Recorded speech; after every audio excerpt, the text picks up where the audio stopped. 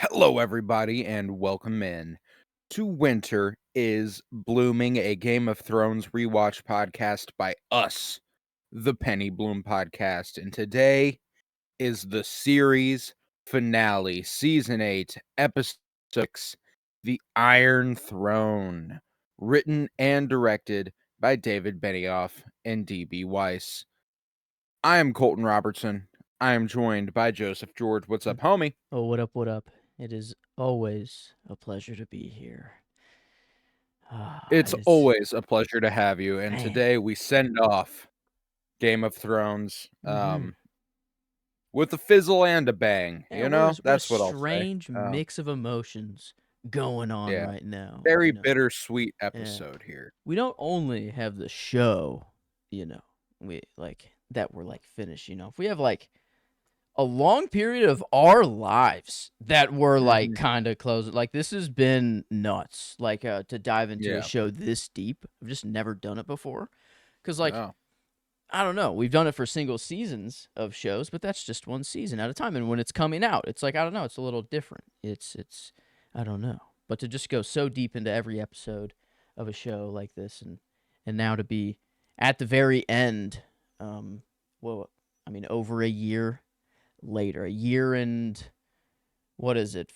3 months, 6 4 months? months? Oh wow, really? A year and a half? I mean, Wow. October of Oh shit. 2022 to April of 2024, Okay. I think Wow. just short of a year and a half. Wow. Um, Holy crap. But yeah, we so we have that, and then we have, just all of the emotions that come with the end of this show. Just as a normal viewer, as everyone will mhm. have, that is a thing. Um and yeah, I Yeah, don't no, it's bizarre. This is far and away the longest rewatch I've ever taken with Game of Thrones. yeah. Anytime I've ever watched it, it's always taken maybe 2 months, you know? Mhm. It's in a very And here we accelerated are. process, it seems. You Yeah, start off kind of a little slow, and then you hit that binge point, and then yeah. you kind of just You just finish it ride. out. Yeah, You but just ride. But we had But, that restriction of not being able to, we had to kinda take it week by week.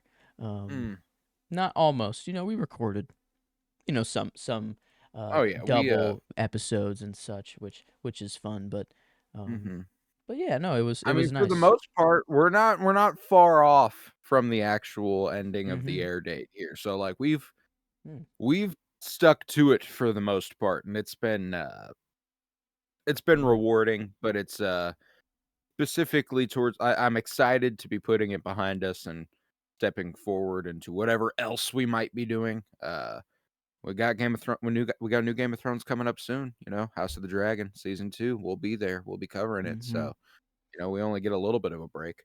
Um, Man. but yeah, man, how do you feel overall about the finale of Game of Thrones? And I'm kind of we're past last episode. It's happened. We got what we got. So I don't want this episode to kind of like automatically be in the shitter.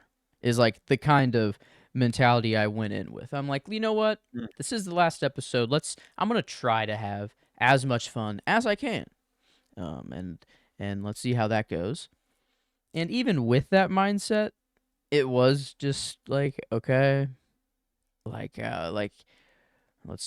don't know. Like it didn't feel like it was quite happening yet. There were good scenes, but I'm like, this isn't really like finale scenes yet. mhm. Like these aren't like the end of the whole show type of scenes yet.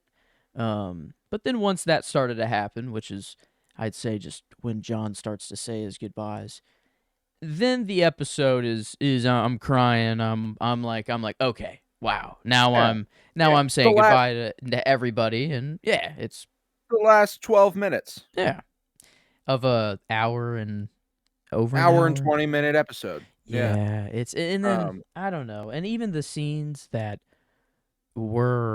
came before that, some of them were good. Some of them like I did yep. really like, but the others were just like this in the It's finale. Like I mean, I get like I don't know. It was. It's Uh, just so muddling, like it's just reconciling so much with the decisions it has made that it almost feels like it's defending itself. hmm. I Mm. don't know if that's the right way to put like it feels like it's like My line, I think, is literally their way of being like, this is how compromise works. No one's happy in the end. yeah, So, no, like Tyrion literally says, um, no one is very happy, which means it's a good compromise, I suppose. He's just saying this to John. And I'm mhm, like, oh, that's kind of how but like, what did we really even compromise on though? Like, in the viewer aspect, like if this is their way of trying to be like, hey, like it's not going to end all sunshine and rainbows. What did you expect? What did we gain? yeah. What was the? I don't know. There was no. No gain, no gain, no loss, besides, Daenerys. So like, I there are a lot of choices that felt inevitable as a result of last episode, Like it's like there are certain things you have to do at this point, Like Mm-hmm. that's just kind of how it goes. And again, those choices, I don't think they're bad. I think that the arrival at those choices is not very good. Um I do think John has to kill Danny. 100%. Like somebody. And if it's Somebody gonna has be to, somebody, and it's it's gonna be gonna be John. John. Yeah, like this. He's the one who can get close to her. He's the only one who she trusts enough to let up. Like, so, I mean, but I think that even the scene where he decides to do it, the stuff that she says in that scene wasn't as damning as I remembered it being. Mm-hmm. It's not good, but it's not like I remembered a lot of what she says in the monologue Yeah. to the Olita Dothraki being Mm-hmm. in the scene where she says to John. Um, Specifically, this is pedantic. This isn't super important. Um, he doesn't speak Valyrian. I know, and that blows. No, like they actually bring this up. Like Tyrion's like, Yeah. did she Did sound she like sound? she was someone who wanted to stop? No, I don't. I feel like Tyrion has been learning like the whole time, the whole show, and Mhm. even like some Dothraki, like he got terribly wrong. Like he's trying to learn other Yeah. languages, but I feel like he would recognize women, men, women, and children. Like I don't know. I feel Mhm. like he could have been like, in John, by the way, she mentioned the children again. Like I don't know. I think Yeah. that little bit would have been like, oh, she is gone. But I in to just be like, oh yeah, no, she sounded very mad, so you should still kill her. I mean, like, yes, she needs to die, but man, getting there does suck. Like that's it's really bad. Like, it's like, 'cause and there's a few things like that. There's a lot of stuff where I think that the general spirit of what they're getting at is correct, but they're absolutely butchering the lines coming from the characters. hmm. Like, and we will get to that in our breakdown. I text with a very just like, what the fuck? How do you not think of this last night? But like regardless, there's a lot of stuff like that where I do enjoy and understand the endpoints of pretty much every character. Um Mm-hmm. Specifically the endpoints. Not the route throughout this episode, but where we are at the end of this episode. I get Mm-hmm. I get it. I just think there's a better way to reach it even in just an hour and 20-minute episode. So like it's not like this is one of those times where I'm like, "Oh, this one should have been longer." I don't think it needs to be. I think you could have done it, and I think it's bad. I Yeah, think that the and ending's real like I love the ending. The last 10 minutes really make me feel stuff. It's a long history with the show. It's a lot of emotion, but getting there is a fucking slog. So mm-hmm. And I wonder. I wish I knew the exact details that George R. R. Martin gave D&D to say like, here's the big things. You guys figure out right. the rest, because I would love if it was like George is like, hey, John's got to kill Danny. She's it's got to happen. they'll pick a new king. I don't know. Maybe it was very simple like that. Is like John's got to kill Danny. They'll pick a new king at King's Landing. The wheel is broken, sort of thing. And Mhm. I feel like those are kind of the big.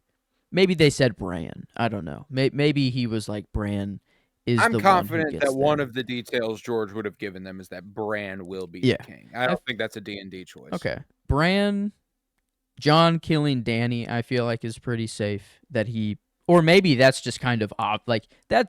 That's I just don't think he would have needed to tell them that. yeah. Like, This I one hope is he didn't just need to tell them that. yeah. Like, that would be, um, Hmm. I guess it's all because I throughout mean, like, season 8, not just the this end. is But the ending mhm. we kind of wanted for Cersei and Jaime, and we got it for Jon and Daenerys. You know, I don't know if you remember, like, that was one of the questions was, would Jaime feel the need to put Cersei out of her evil misery? And, like, no. But that would be a sign of leaps and bounds of development for Jaime Oh and my moving on and stuff, god. like, Oh my god. They literally wrote the ending for the the ending wrong for people. yeah, yes. Oh no. Oh, it works so much better for Jamie and Cersei. But Cersei would have to have something in which she is going even crazier. Like she would Yeah, have to yeah, say like the whole city's going with me. She'd have to say like no, light the wildfire. Like if she's going to light the mhm, city, I'm going to be the one to kill yeah. or something, maybe she goes but I don't know if that really tracks like that decision. I don't know. But like she would have to go even crazier and then Jamie would have to be like no, like Queen Slayer. Man, I really remember being like a part of that train, being like Jamie has to like fulfill this arc, like this Yeah. it just makes sense for him. But and then Brienne is there. He could have okay. Yeah. Wow. No, yeah, Hmm. so regard like, and obviously, that would require a lot of changing details. It would have been the case where we're looking at a completely different season 8 if that is the actual ending for Cersei and Jaime. So, I don't wanna True. But I'm talking, like, going into season 8, mm, whenever he's at the beginning of his redemption arc, we're like, "How does he fulfill this? Will he kill Cersei? Will he ultimately put her I down?" Like, that was like the one of the main questions. Who is going to kill Cersei? Arya? Jamie? Anyone? Daenerys? Like it was like who is going to kill Cersei? I guess it is Daenerys at the end of the day. technically But Daenerys. everyone was like, wow, the rocks, the Red Keep got her, like of all things. Um, but okay, maybe I guess Yeah. I should Let's get on into it. calm We're down a little starting bit. Yeah. yeah, yeah. We're starting in King's Landing with a subtitle of Queen of the Ashes. Uh, Yeah. Snow and ash falls over the wreckage of King's Landing as Jon, Davos, and Tyrion walk through the ash-covered devastation, with charred bodies of civilians and soldiers everywhere. Tyrion leaves Jon and Davos as he walks alone towards the Red Keep. And the tone of this was Hmm. very, very good. This is spot on. This is Hmm. exactly how they should be feeling. They should be feeling like absolute fucking idiots. Yep. And they do. Is this snow? I guess the Yes, breakdown does say winter snow. has arrived. Like, I know the Night King's dead, but I it's still guess the season of winter. fair. I guess they were. I didn't know if they were just trying to be like that, like Night King's gone and it's still snowing, but it's just like because it's basically the equivalent of like a nuclear bomb going off, and I thought they were trying to be like this is the Fallout. yeah sort of just what a dragon burning a city would do. I don't know if just enough ash was in the area to make it look like it's snowing, but I guess winter is still a thing. But that green Yeah, plant north of the wall, um, I guess I don't know. winter Yeah, might just not last as long, as it once did. Um, because their seasons were, like, years yeah, and it years and doesn't years. follow the Um, general yeah. the general layout that we know. But, But no, but mm, like, regardless, I do think that, like, the indication to me, because I remember being curious about that, like, is this snow? Is this ash? I've ultimately landed on snow because, like, there comes a point later on when Drogon is covered. like completely buried. And I don't know that enough ash fallen right there in Okay, order that's to true. happen. I think it has to be snow. That's fair. Um, That is fair. Yeah, boy I do think was. it's a mix though. I think it's both. Like it's like this is you can't tell the difference, sort of, I think is the point that they're making is that Hmm. like she Okay. did so much damage that it might as well be Ash, I think is kind of what they're getting at. Gotcha. But Okay. yeah, I loved the tone of this whenever Tyrion's like, I'm gonna go. And John's like, I gotta send some people with you. It's not safe. And he's like, if I'm gonna die, I'm gonna die, man. I'm fucking done. I gotta go. Yeah. It's like I don't think rules really matter anymore. Yeah, Like man. thing I don't want to be around life is anymore. just kind of not cool right now at all. Yeah. Yeah, that's And it is just jarring to watch three of the best people in the show walk through the city as they look at the results of an attack that they were a party to. You know, Tyrion, Jon, and Davos, like they were on her side. They led the fight into the mhm, city. yeah. Obviously Daenerys took it to the next level. Mhm. Um, The but plan was, if you heard the bells, to call off the attack. That was the plan, but they should have maybe had the foresight. I don't know. Um, I thought this last week. I don't know. Is it that obvious that she is going to just actually break? Like it did when I the don't think it's like I don't think that's the case. I think that Jon should have. I think the Northern forces shouldn't have let loose. Like, what the fuck? That's the part that I always kind of like.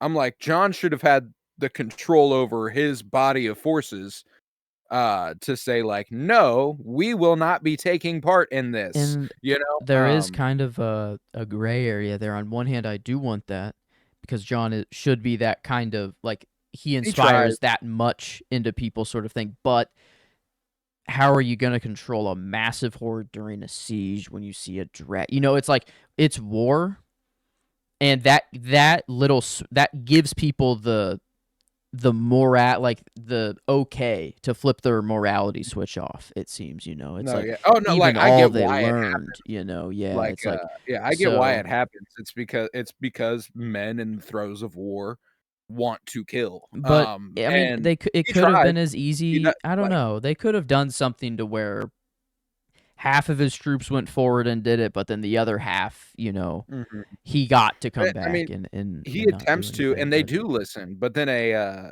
Lannister soldier fights him, and he starts fighting, and they're like, "Okay, yeah, let's go." yeah, So true. like it is what it is. But regardless, Hmm. once inside, Tyrion heads down toward the cellar and takes the same escape route Jaime had taken him through on the eve of his scheduled beheading, courtesy of their father's sentencing. Hmm. And when Tyrion was falsely accused of killing Joffrey Baratheon, and he walks through the rubble and remains of the Red Keep, which is comedically consistent, searching for his siblings. He then spots Jaime's golden hand under the rubble. And devastated by this sign, Tyrion clears away the rubble stone to find the corpse of his sister Cersei Lannister and is visibly shaken by. Mhm. Knowing his brother is next to her under the debris, Tyrion painfully continues to clear away the rock and begins to weep as he finds Jaime's corpse. His dead brother's death wish had been fulfilled. Jaime died in the arms of the woman he loved. Um, Yeah. and here's the thing. I think that like I don't have a huge problem with the Cersei dying under a pile of rubble. The thing that I do ultimately have a problem with in that storyline is Jaime flopping on his development and his redemption arc. Like that's the part that really fucking sucks, and ultimately giving her any ounce of comfort in her final moments really does blow. It's like Um, just even worse that like Brienne is confirmed to never have been with anyone. Jamie, they get together. They have their night. They are together. And then he's like, you know what? I am bad. I'm going. Yeah, it Ah. blows. Yeah, It and blows. like So like there but was. I've never really I would have preferred a bigger death at the hands of Jaime or at the hands of Arya or something like that. Like But I do ultimately appreciate the buried under everything she fought to maintain and the terrible shit she did to like I like that. I like that idea, and I think that they do a pretty good job of it. I just wish that Hmm. I wish the Red Keep would have been destroyed. You Yeah. know, I Guess we wouldn't have got the Iron Throne, the yeah, throne room and scenes, that's one of but those things where it's like I don't know how the Red Keep is standing. yeah, That's the how other thing is that like how if it they were to show crush. they show the rock cascading towards them as they're about to die last episode. And I mean the path behind them is fucking clear. Like there is nothing in the distance. And I mean like it's dramatic effect. Like Mhm. everything works for the moment and that's fine. Um these are just the sorts of inconsistencies that wouldn't have occurred earlier on in the show, you Yeah. know? Yeah, and, like, So part of me before would be like, "Oh, well, if that much rubble were to fall on top of them, no shot Tyrion is finding them." But I'd rather him find them now. Like, I would oh rather yeah, have yeah, this like moment and, like, because, like, I realized all these inconsistencies as I'm watching it, but then I'm like, "Oh, man." Like, no, I'm it glad serves Peter a better Dinklage had moment. this moment, to Mhm. to just act It and also provides us probably the best shot of the episode, the overhead of them 1, laying 2, in the 3. rubble. Yeah, Oh, like, yeah, dude, that was yeah, it was oh, man. that was so, like, ultimately, I like the choice, you know? I think that, it's just kind of like They the wanted other things, yeah, you know? it seems that one of their main objectives was to give each family a really cool shot. The Lannisters is really tragic, it is sad, but it's a really cool shot. The Targaryen shot, I mean, it's Dany, it's Drogon and, Mhm, flapping his wings behind her, and then the Stark is, like, whenever Jon's walking down the kinda pier, and you see just, like, Bran, Arya, Sansa, like, in mhm, kind of perfect, like, uh, just increasing height. I don't know, mhm, it felt, it was nice to kinda have, like, each family kinda had their own moment, and their own mhm. kinda shot, but, yeah, this one for the Lannisters just happened to be a little more, um, just tragic and sad, Yeah. yeah, it was I don't know, I didn't tear up as I thought I would, though. A little tear up here, I will say, when I Peter mean, Dinklage was going there, but it wasn't like I don't know, I expected to get a little more out of it, than I I did. think that ultimately you're too hung up on like, as much as you are okay Mm. with this, in the moment, you're still thinking about how you are okay with this. Yeah. You know, you're not thinking like, "Oh, this is good." You're thinking, "Oh, I'm Like, okay with I'm that." having to settle with it, yeah, Yeah, like, and I'm alright with that. It's not like, "Oh, I love this." It's like, "I suppose that's okay." You know, like, it's not and so hmm, that's the thing about the finale that often comes up. It's either not very good or you're going, "Oh, alright." You know, like, okay, yeah, that's fine. And that's just sort of how the whole fucking thing goes. So, yeah, um, but yeah, this was a moving scene regardless, and I think that it provided a really, really great moment for Peter Dinklage to perform, and I think it provided mhm, some beautiful imagery. But meanwhile, John finds Grey Worm about to execute the remainder of the Lannister forces in the streets and tries to stop him, telling him it's over. And Grey Worm, however, tells him it won't be over until Daenerys' enemies are all defeated. And Davos asks him, "How much more defeated do you need them to be? They're on their knees." And air breathing. the Unsullied commander reminds him that they are still breathing and that Oh, uh-huh. they obey the Queen's commands. And John's like, "Okay, what are those commands?" Grey Worm reveals that he has orders to kill all who follow Cersei, and that the soldiers that they captured chose to fight for her. And Grey Worm then takes out his knife to begin the execution before John grabs him by the arm in an attempt to stop him. Immediately, all of the Unsullied present threateningly to aim their spears at John and the Northerners, who, except for John, draw their swords in self-defense. And as Grey Worm glares at John for attempting to intervene, Davos immediately diffuses the confrontation, telling John that, we should speak to the Queen. And as the two leave, Grey Worm begins to slit prisoners' throats one by one. Mhm. Uh, Yeah, yeah, yeah, It's just yeah, I don't know if they're gonna go this route, dive deeper into just how Jon causes conflict. Like, if they're gonna ship him off to the north, they need to show like just the chaos this man can ensue by just existing. Like, Mm. even like this isn't even the people concerned with his throne legitimacy. This is just Yeah. his morals that are fucking shit up like right now. Like him just Mhm. doing the right thing is gonna cause a war right now. And like I think I don't know. They just need it. I don't know how to fix the end, and I'm constantly trying to think of ways that they could have like enhanced, and like maybe this is one. I don't know, because it just feels kind of like that's what they're trying to say. They're just trying to like it's obvious that like yeah, you can't stay. You cannot stay here, man. Like you're just obviously going to start a war. We have to ship you You're the off. source of every problem we have. It's just I what just we got more to than do. anything wish that I mean, I in my head there's a great scene in here where Davos actually sells Grey Worm on stopping. Hmm. He's had a chance to talk to Missandei and talk to Grey Worm about how they fight for her because they believe in her. They were once in chains and she Oh. liberated them, and and so it would have been nice if Grey Worm could have had the freedom to kind of choose. Hmm. I understand that he's in a blind rage after the death of Missandei. I get that. I do. Um, Mm-hmm. but if Daenerys had done to the various cities in Slaver's Bay what she just did to King's Landing, Grey Worm and Missandei wouldn't be here.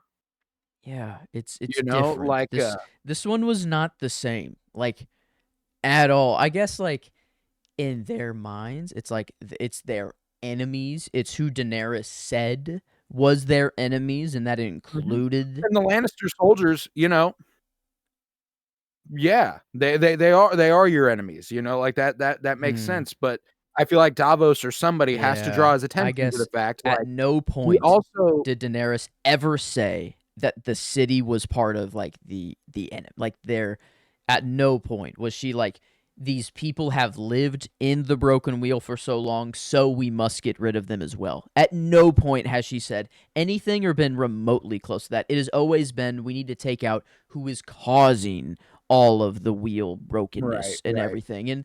And yeah, maybe Davos could just be like when did children, when did women, when did innocent people become Yeah, part of that? And yeah, like he could have said like he has his moments with Missandei as well of like crushing on her. You know, he's like, "Oh, Missandei, from yeah. the Isle of Noth or whatever." Like he could like definitely And could it have could have had a been moment there. Jon too, you know, like, I can imagine Jon getting enlivened and going, "When did women? When did children become part?" Like, and, like, I would love for Grey Worm to have a last moment of humanity Yeah. before his last, like before the very last scene, because I like Grey Worm. I like Grey Worm a lot. I fucking hate him in this He episode.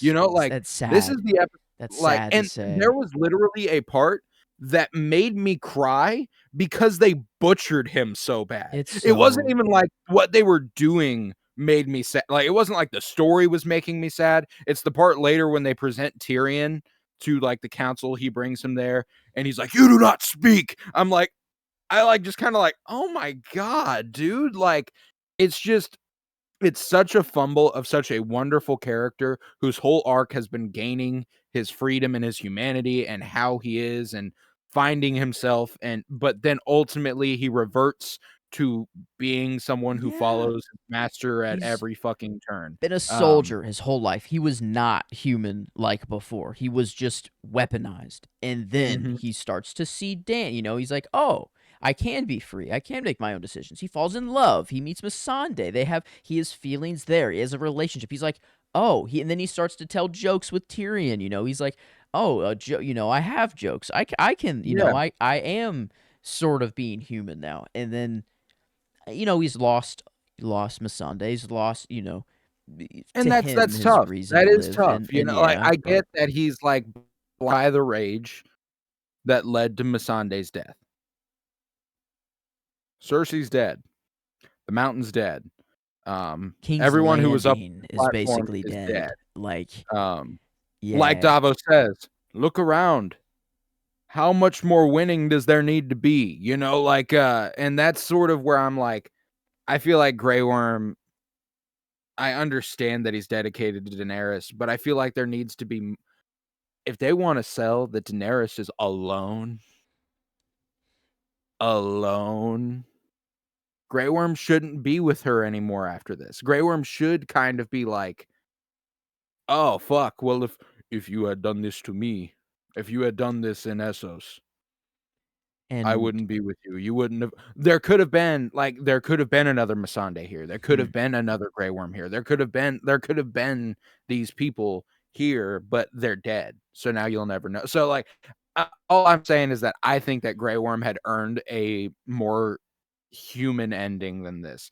And and if Grey Worm doesn't take the city in martial law, all the problems we have with the end of the episode are solved. like, Um, and I guess I think it's just right after this. Like, she promotes him to Master of War. Like, he's still into it. He's not leaving. Like, and that's what no, Missandei and him were like. Hey, once she gets the Iron Throne, let's go to Noth. Like, we're over. Like, we're friends. She would let us. Like, that's, we did everything we needed to do. We fulfilled our mission. Let's go. He does that, but it's like, because she's dead. It's like yeah. she's dead at the time, and he's not going on the war now. So he's like, And well, it all right, also let's go to shows Noth. how much It's this was not the last war, no. as she called it literally last episode or the episode before, you Yeah. know? Yeah. And I'm And like, oh, what a creative. That's actually cool. I liked that. I'm like, ooh, the last war. That'd be really cool if this was your final like battle here, and you did do it the way you wanted to. But yeah, great. You're right. Grey Worm, his character was just completely fumbled so hard. It like worse and than again, Jamie even. Like, and that's yes, hard. That's hard. yes, at Like, least Jamie, they maintain I mean, they kind of I at least with Jamie, they maintain a characteristic from what he's always been. Grey Worm, they completely revert him back to who he was in the very beginning. And obviously, it's grief stricken. It is from a source of emotion. So it isn't mhm. exactly what he used to be, but it's just Yeah. It's not. now it's worse, like in terms of like he's choosing this, and Mm-mm. that's bad, like I don't love that. I think Grey Worm had earned a little bit more of a human ending. So, yeah, one of my main issues with this is that Grey Worm and the Unsullied impose martial law on King's Landing, and that's how they have to work around things the rest of the episode. Like that's so fucking dumb. Um, Yeah. And I guess but that is coming from Danny. Danny's the one that's like, hey, I need to lead with fear now. Set up I don't know. I guess it's not, he is following Daenerys's orders, so.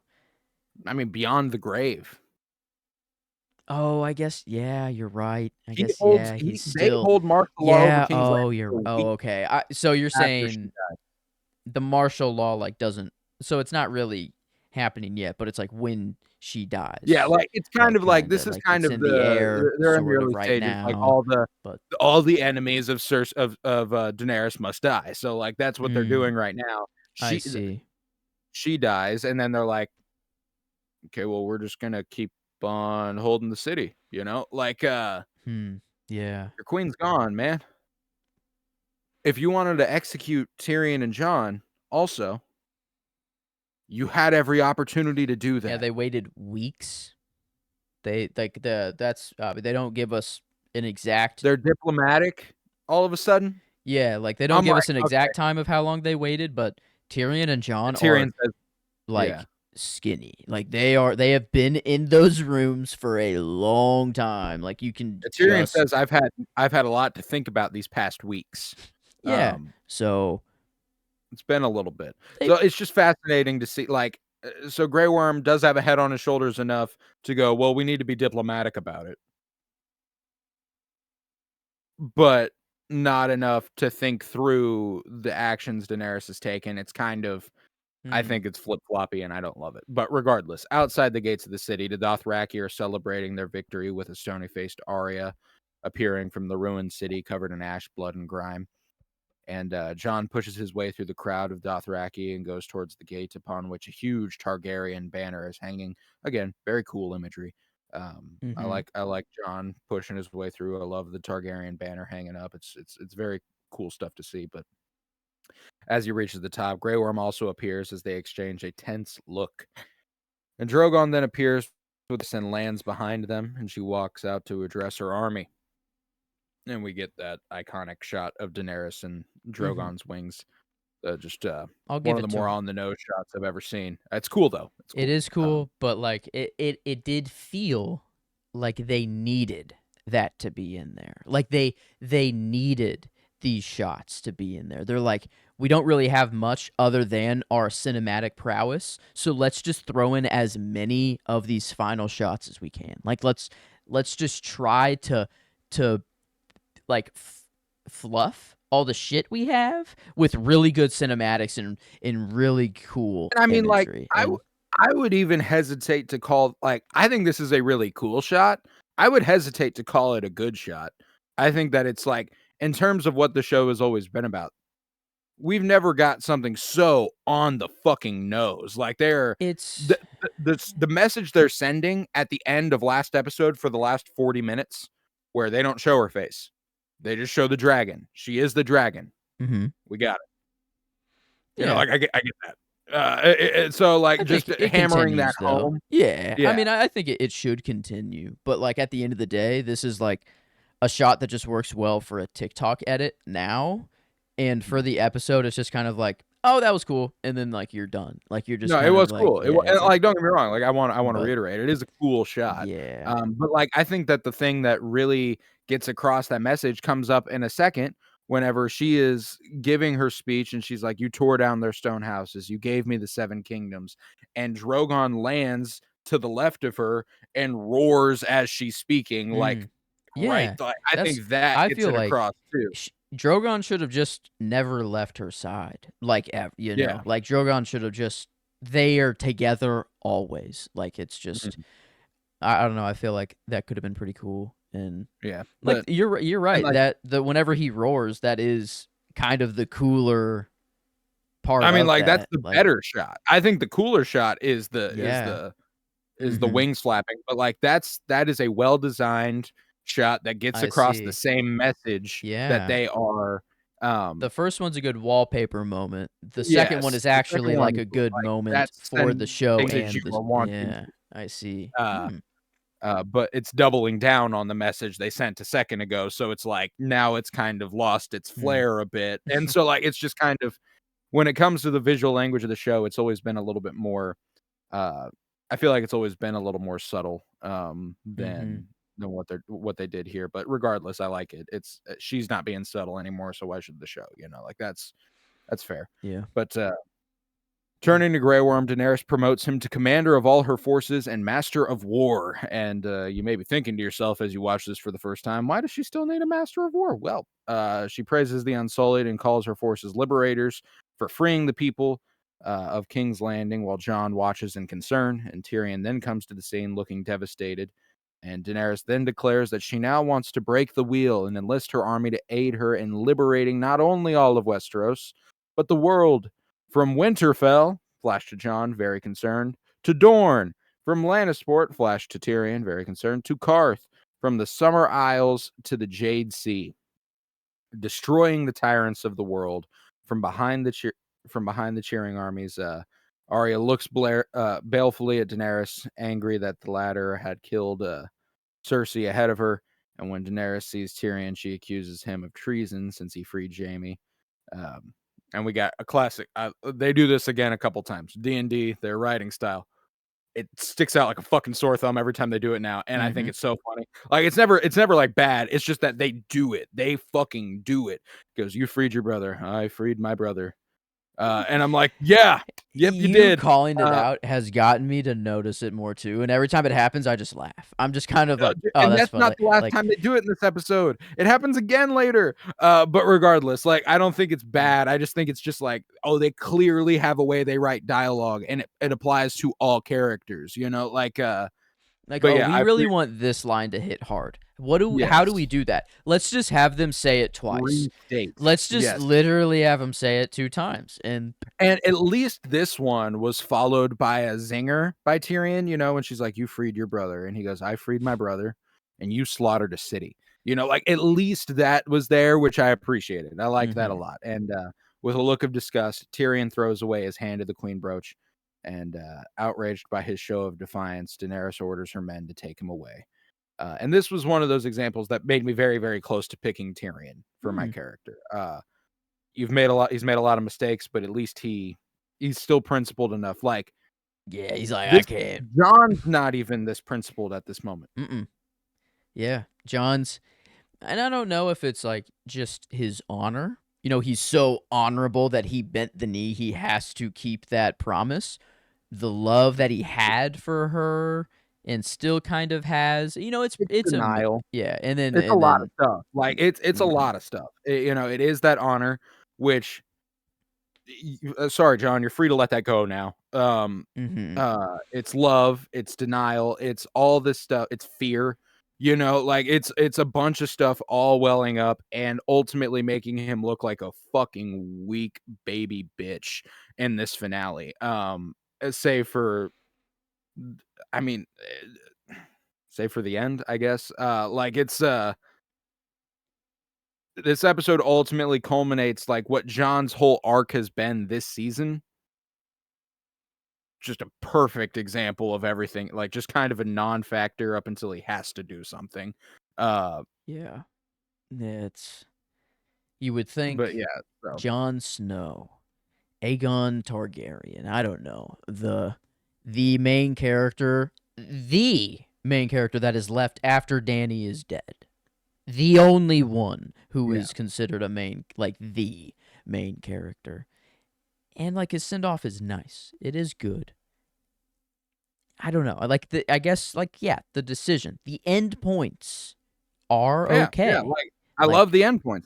I just think there's a massively better way to get there. And I'll go into that in a little more detail whenever we get to like closer to the end. But yeah, I don't love this scene either. I like Daenerys in the scene. I think that, and I don't like her. I like Emilia Clarke, I should say. She's really, really good at what she's been given. Again, speaking Dothraki and Valyrian and all that stuff, not speaking real languages to get across one of her most important monologues in the entire show. So that was very cool. But Jon and Tyrion make eye contact before Jon turns to face Daenerys, and they share a tense silence before she leaves with some Unsullied.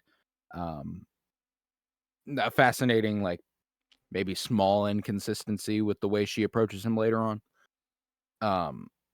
What do you mean? She's like openly happy to see him later, and here it feels like she's like he's going to be a problem.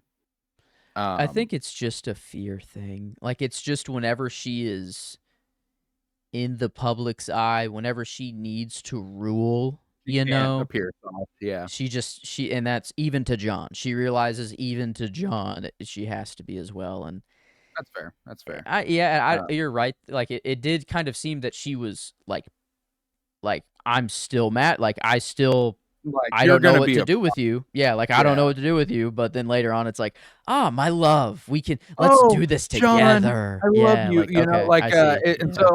But definitely. no, I get like it definitely is like she's in front of her Unsullied, she's in front of her Dothraki. She can't let that shit slide. But I love the shot where Arya slowly appears right beside her. I think right beside him. I think that's funny. It's like, the fuck? He's like, when did you even get here? It's like, it's not even like, how did you sneak up on me? One, he's like, holy shit! Like, wait, what? Like, you just appeared out of nowhere. It's like, two, it's like, why are you even in King's Landing right now? Like, because was the idea that she was gonna just stay in Winterfell, or did she just kind of disappear like after the feast and no one knew? Like, nobody really knew where she was. She just kind of left. But there's a really important line from Jon here that I think just really drives home his denial. Where he looks at Arya and he notices her bloody face and he goes, "What happened?" He feels her face. He's like, he literally like feels. Yeah, he's like, "Oh no! Like, what happened to you?" Oh, she's in King's Landing, Jon. Yeah. Take a look around. So like it's just a fascinating like okay. he's I think he's still just trying to be like, Mm. She had to do it, and she only did it to the people that deserved it, and that's kind of all that happened. And like, so like, I think that there's obviously like what his eyes show him is not exactly going to his brain and I being like, see. I see. um, Yeah. Hmm. and Arya tells him, I Uh, came to kill Cersei. But Daenerys got her first, and Jon tells her that Daenerys is now queen of all Westeros. And Arya coldly suggests, try telling Sansa that, um, revealing that mm-hmm. their sister will not bend the knee to Daenerys. And Jon tells Arya to wait for him outside the city gates. She warns him that Daenerys knows who he really is, and that he will always be a threat. And before she leaves, Arya tells Jon, in reference to Daenerys, "I know a killer when I see one." Yeah, I Um, think this no Game of Faces or whatever needed. No, yeah, this one's just you don't even need Arya, like a trained killer to see one. This is just kind of like, yeah, no, she no, yeah, said, I thought that was funny too. I thought that line was. I think we all know a killer when we see mm, one, especially yeah, after she commits genocide. we I saw think it. that helped. Oh, Yeah. and they didn't shy away from it either. They were like, we're gonna No. show you every road, every house, every building. They liked to show it for some reason as well, which was weird. Mhm. Like even in I don't know. Yeah, I guess like I always compare it to like Anakin's fall and how that's treated because like that's an actual fallen angel arc that is done well and Mhm. like it all makes sense that I'm not mad. I'm pissed at Anakin for doing it, but I'm like, oh, done well. Like I like it's a beautiful like it's done well. They don't harp on the moment of Order 66 too much. You show them walk in the door and you get the idea pretty quickly. But D&D are like, no, no, no, no, no, no. We No, need no, no. we need them to I don't know. I guess it's a little different. It is TV. It's not a movie, and it's Star Wars versus Game of Thrones. Very, very different universes, obviously. Mhm. But um, Here's something that I never thought I would say about this show, in season 8 compared to Star Wars. Uh, John is much more level-headed in terms of his perception of Daenerys's atrocities, in terms of like realizing like, oh yeah, you shouldn't have done that. I don't think I'm with that. More than I think Padme is after Anakin kills like the Sand People. mm. Um, I killed the men, the women, and the children too. If Daenerys had done Oh, that earlier, it's okay, um, honey. Yeah, like yeah, okay. mm. That's the biggest fumble in the The prequel trilogy, children by the way. too. Yeah, and Yeah, he even like, singles it out. Yeah, he's like, and the yeah, children uh, too. that's the Slaughtered them single like biggest animals. character Yeah. Mm-hmm. in in the prequel trilogy is Padme being like, "Oh, baby, it's okay. Shut the fuck up." And that's Mm-hmm. but John Maybe it is here a fear thing. I don't know. I guess now we're diving into I don't Star think Wars it lore, is. I but don't think it yeah, is. that's But no, but regardless, like that's something that I think John they at least give him a sense of denial, a sense of like, "Oh, mm-hmm. you couldn't have actually done this." Like this isn't like he's clearly out of his own head, like a little bit. He's clearly like, I "No." guess we've never seen John so unsure. Like Mhm. he's usually like, oh, like if he's unsure, it's a decision that he doesn't want to make. It's like, man, Mhm. at the Night's Watch, I have to kill this guy. It's just what I have to do. I We're still hate kind it. of faced with a similar thing here. Mm, It's a choice he doesn't wanna make. He doesn't want to make the choice to betray the queen that he loves, and, mm-hmm. uh, but I think there's a part of him, obviously, that recognizes, "Well, I have to, like, I can't." And there's still a sense of the only reason he's dedicating himself to her now, still, I think, is because of Winterfell. I think he doesn't wanna see his home burned. I think he doesn't wanna see Sansa die. He doesn't wanna see Arya die. It's like let's And get if on the he good stays side. devoted Yeah, Yeah, let's if get he on our stays good. devoted Yeah. to her, they're Mm, safe. So I think that that's part of it too. There's just a lot of layers there in terms, and I think that Kit mm. Harington, he's the performance of the episode. He does a fucking brilliant Oh yeah. job at conveying all this stuff without the writing being there to convey it. Sick. Let's see. So he did get the double. Okay. So that still doesn't give him enough to get to Amelia Clark. Puts him one below. Puts him at 18. Amelia Clark's at 19 total. Lena Headey at 20, I 20, would 19, 18, which I would venture to say this is probably the best performance Kit oh Harington my gives. god, it was incredible. Like I mean, not to say that there weren't any other standout performances for the episode, but it was just Peter like Dinklage it was was great. kind of clear to me who was one. It was like, okay, Kit, like yeah, Head and shoulders above everyone you're else. Yeah. doing very, very well with what you're given here. And like You know, Amelia Clark does a really good job, but she's faced with a sad, you know, madness that's kind of just like it and it's not madness the way we've seen it. It's really like clarity of purpose madness. She's like, "Yeah, this is just the way things are." yeah, You know, like this is what's gonna it's happen. my purpose. This is my Uh-huh. destiny. And like that's Yeah.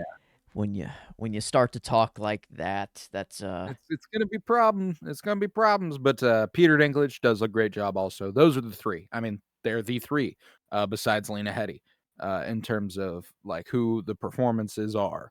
Uh, mhm. like, they're too fucking good, man, and they were the standouts here, but, Jon visits Tyrion in prison, and after asking Jon if he brought wine, Tyrion tells him that their queen doesn't keep prisoners for long, and, that there's some sort of crude kind of justice there.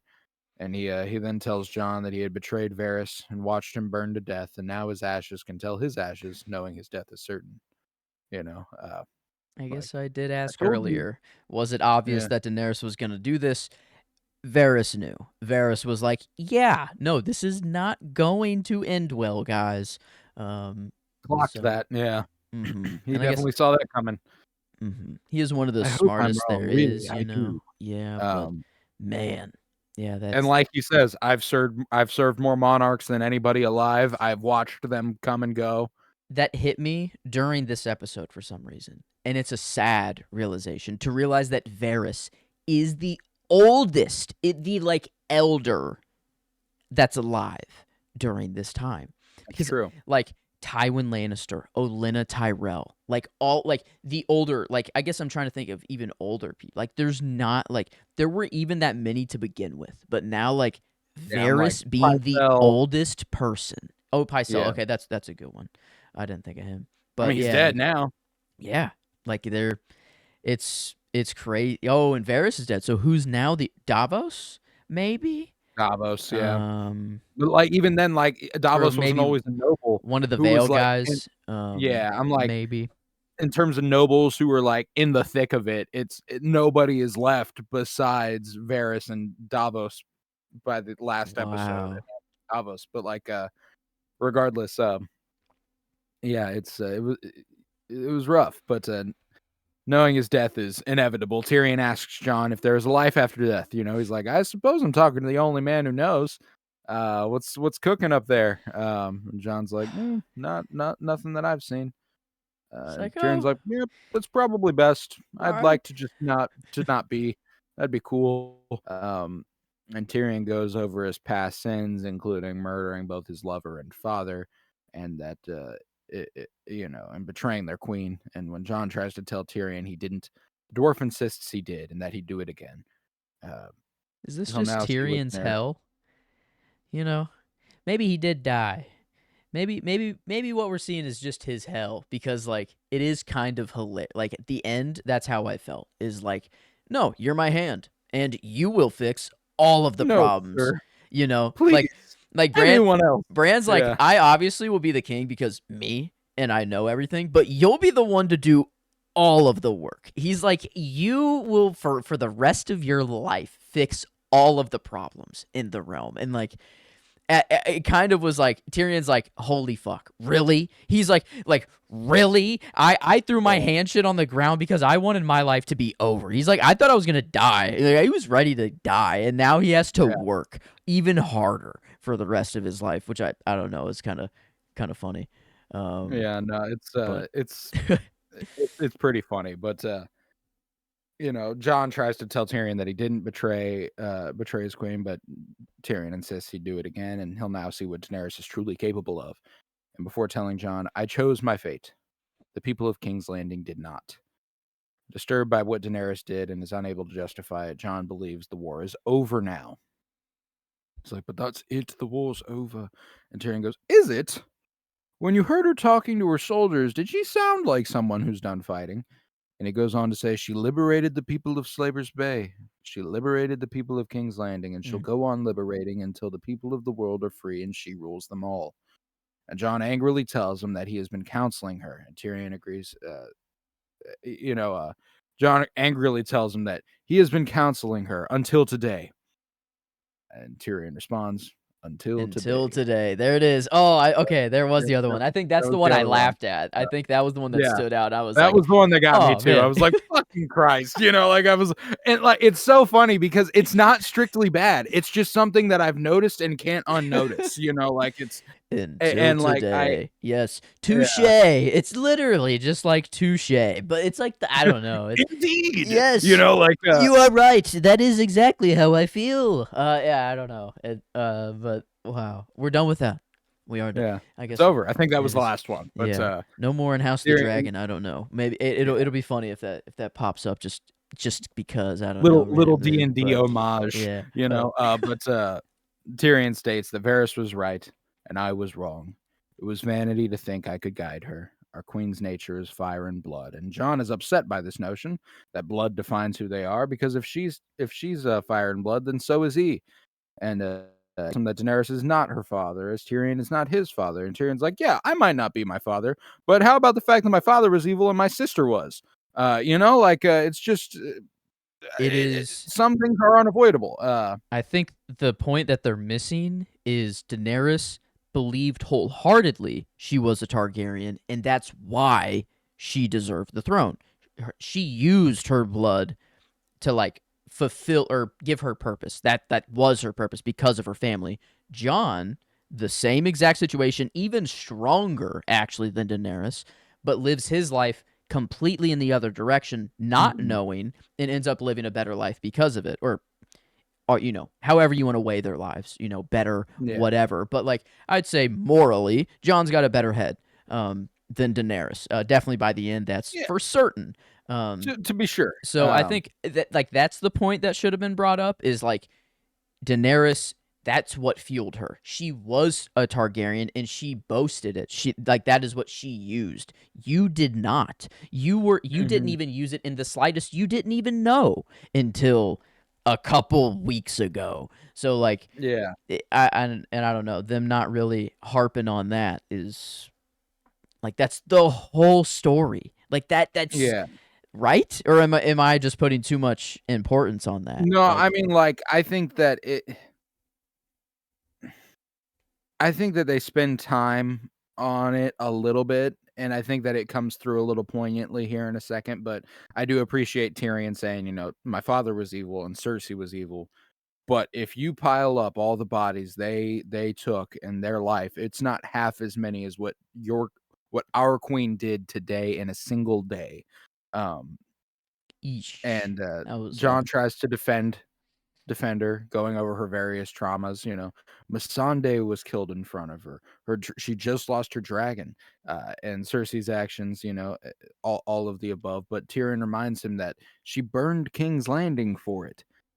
would you have He done then it? forces Jon to Yeah. pause when he asks, "Would you have done it?" You He felt tries to that make Jon feel, power. Yeah, yeah, you've been on the back of a oh, dragon. You've done that. You've been up there. You know what it's like. Would you have done it? Um, and Tyrion insists that Jon wouldn't have done the same thing. And realizing that Jon doesn't want to betray Daenerys, Tyrion goes over her history of killing evil men and how everyone supported her for it. When she crucified the slavers of Slaver's Bay, who could be angry? They were evil men. But she grew more and more powerful, more convinced in her rightness and her righteousness. And Tyrion then reveals that Daenerys is convinced it is her destiny to make the world better for everyone and will do whatever it takes to build the ideal world she wants, and asks Jon, if you believed that was your destiny, would you let anyone stand in your way to getting there, no matter how many must die to make it come to reality? And he reasons with Jon, telling him, I know you love her. I love her too. Not as successfully as you, but I believed in her with all my heart. yeah. I don't know about that one. Like him, like having like a Jorah moment. all of a sudden they're like, oh, I've always loved her and I've wanted to love her romantically. Like their love has never been.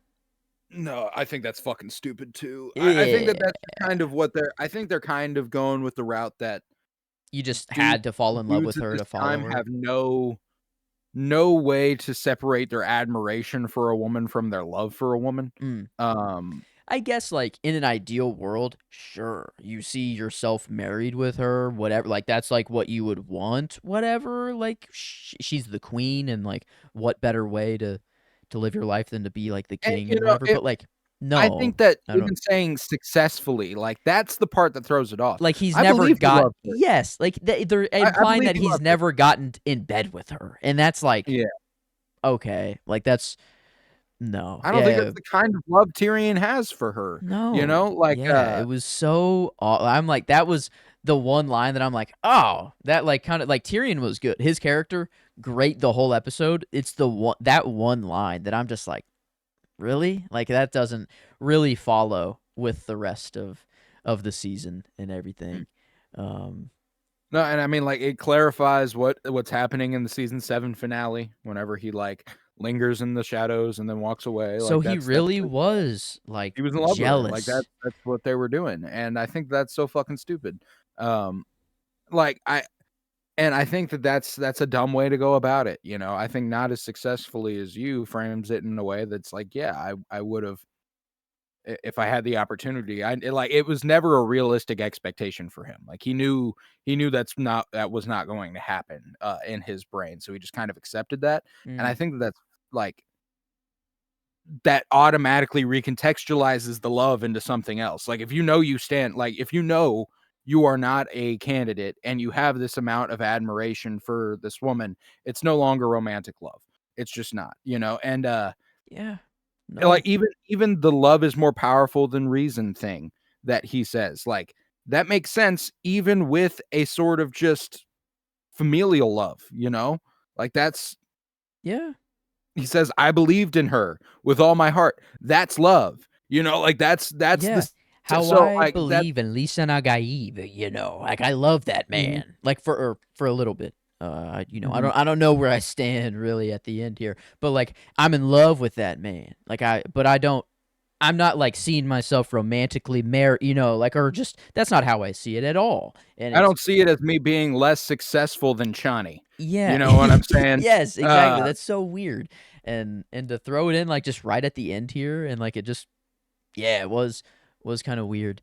Um yeah, no, so hmm. it's a bizarre place to put yourself, but, recalling Maester Aemon's words, Jon reflects, "Love is the death of duty," to which Tyrion agrees, and the dwarf says that sometimes duty is the death of love. Kind of, Uh, their I get writing it. style, but Yep. flip it. I'm like, They're like, yeah, "Ooh, let's do what we do, but add a little spice." But this and time, I this was the last example that technically gets by. I will okay this one because like I like Tyrion's line more than Aemon's line. Like Aemon is saying like, "No, you should fulfill your duty and put your own wants and desires." Well, I guess I don't know. I guess it's kind of a you could I see from both sides, you know. Yeah, like Um, both things mean the same thing, yeah, I guess, but roughly. duty being the death of love, just being like, yeah, it's I guess sometimes I don't know. It's never always. It's never black and white. No, yeah, and But I think that he's like, "Your duty at present is to literally kill your love." yeah, yeah, it's just what you got to do, man. Sorry. So again, I my obviously my can't. only Hmm, gripe is that it is so incredibly on the nose that I'm like, hmm, "Ugh," like, it's fine, it is what it is, and, like, I like the love is the death of duty line, I always did, and I think that it kinda defines what this whole season was, it defines what Jon and Tyrion's whole conversation was about, like, their duty was to mhm. recognize Daenerys's faults and to recognize that this is the route they were heading. That's why Varys could recognize it because he did not love her. The only dude without a dick. Imagine. Yep. Wow. What? Who's was it? It came up It really is recently. all cocks in the end. Yeah, that whoever said that, Jamie. like, yeah, it's like, wow, maybe it really is. And God damn it. God damn it. It really has to be Varys, the only one. Grey Worm. Fuck. Damn it.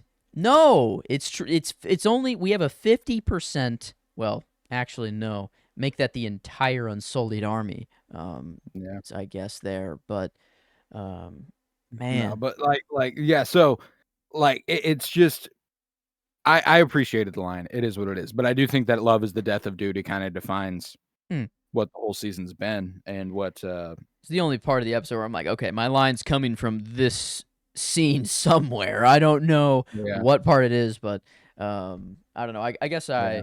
I gave the compromise part just to kind of sum up this Mhm. episode and sum up the ending of like kind of the Right, season in right. total. But I gave the season line that sometimes duty is the death of love. I gave Tyrion That's the funny. My reverse. season line is love is the death of duty. So Come on, that's would you good. look at that? We Um, got both of them then. That's yeah. that's that's that's It's a good perfect. little melding of what happens there. But you know, he says, "You are the shield that guards the realms of men. You've already tried to do the right thing no matter the cost. You've tried to protect people." He says, "Who is the greatest threat to the people now?" And Tyrion acknowledges that assassinating Daenerys is a terrible thing he's asking Jon to do, but says it's also the right thing. And as Jon struggles with the idea of killing the woman he loves, Tyrion says he won't be the last man she executes and asks, "Who is more dangerous than the rightful heir to the Iron Throne?" I hate this. I hate this logic. And this is the beginning of what I don't like about. I think that if he said, "But then duty must be the death of love," end the fucking scene. Now, like, that's already so incredibly on the nose. But now you're going into Tyrion being like, "You have to kill her, Jon. There's no other choice. You must kill her. Do it. Do it. Do it. You have to kill her." And then to go, "And if you're not going to kill her, she's going to kill you."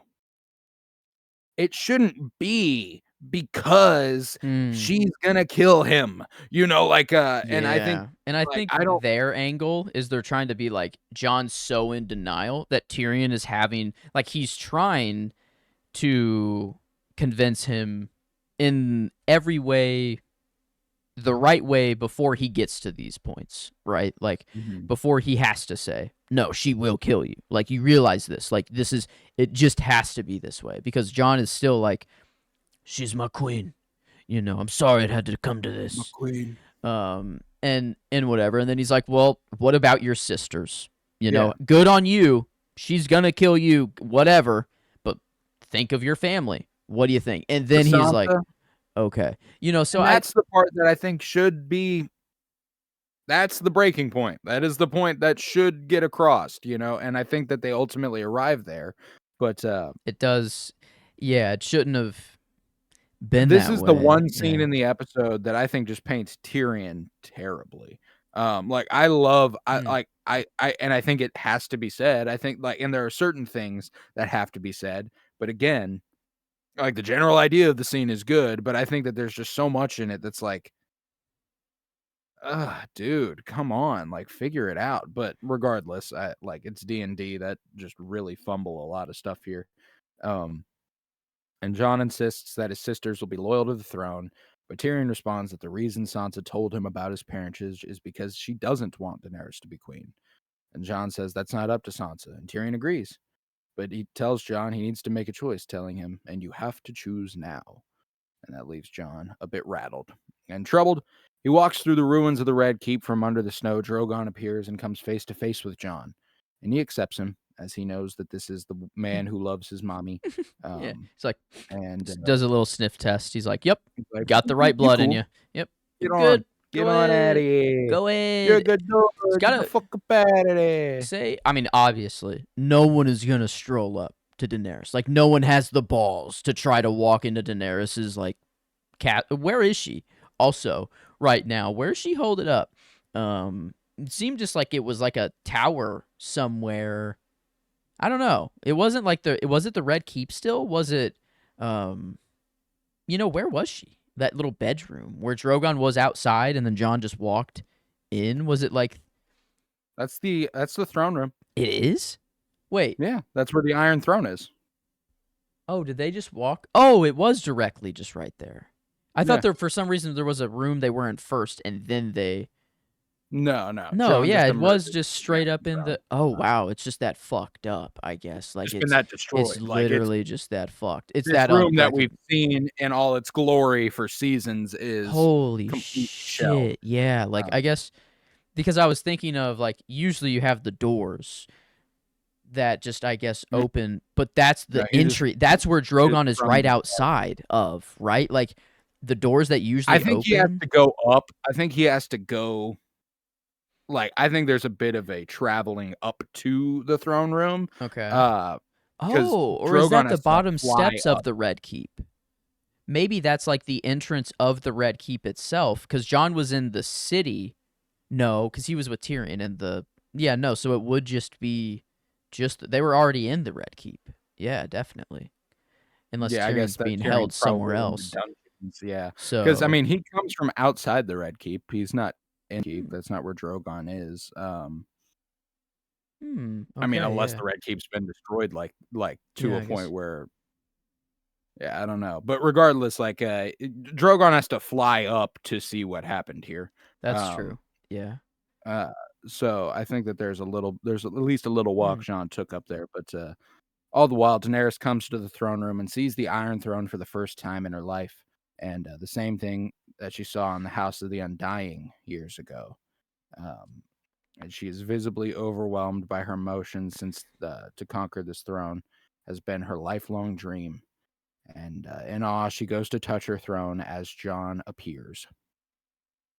And seeing him, Daenerys tells him that when she was a child, her brother Viserys would tell her that it was made from the thousand swords of the fallen enemies of Aegon the Conqueror. And she asks Jon what thousand swords look like in the mind of a girl who can't count to 20. And before telling him, uh, I imagined a mountain of swords too high to climb. So many fallen enemies you could only see the soles of Aegon's feet. She says it so. Oh, little children's dreams. My dream I had when I was a children isn't or a child. Isn't that amazing? Like I want. Oh, uh, let's not mention all of the dreams of the children that you just. Yeah. Yeah, I don't know. Just got She's short. way too comfortable. She like it's not like you would expect her to kind of just be muted now. Like her soul is gone, but she's like I really okay with what she's done. Like it's like yeah. man, look, I can't believe where I am right now. Look at this Iron Throne. This is all I've ever wanted. But like look around. Like it was tough I for me to would've recognize that we were in the Red Keep.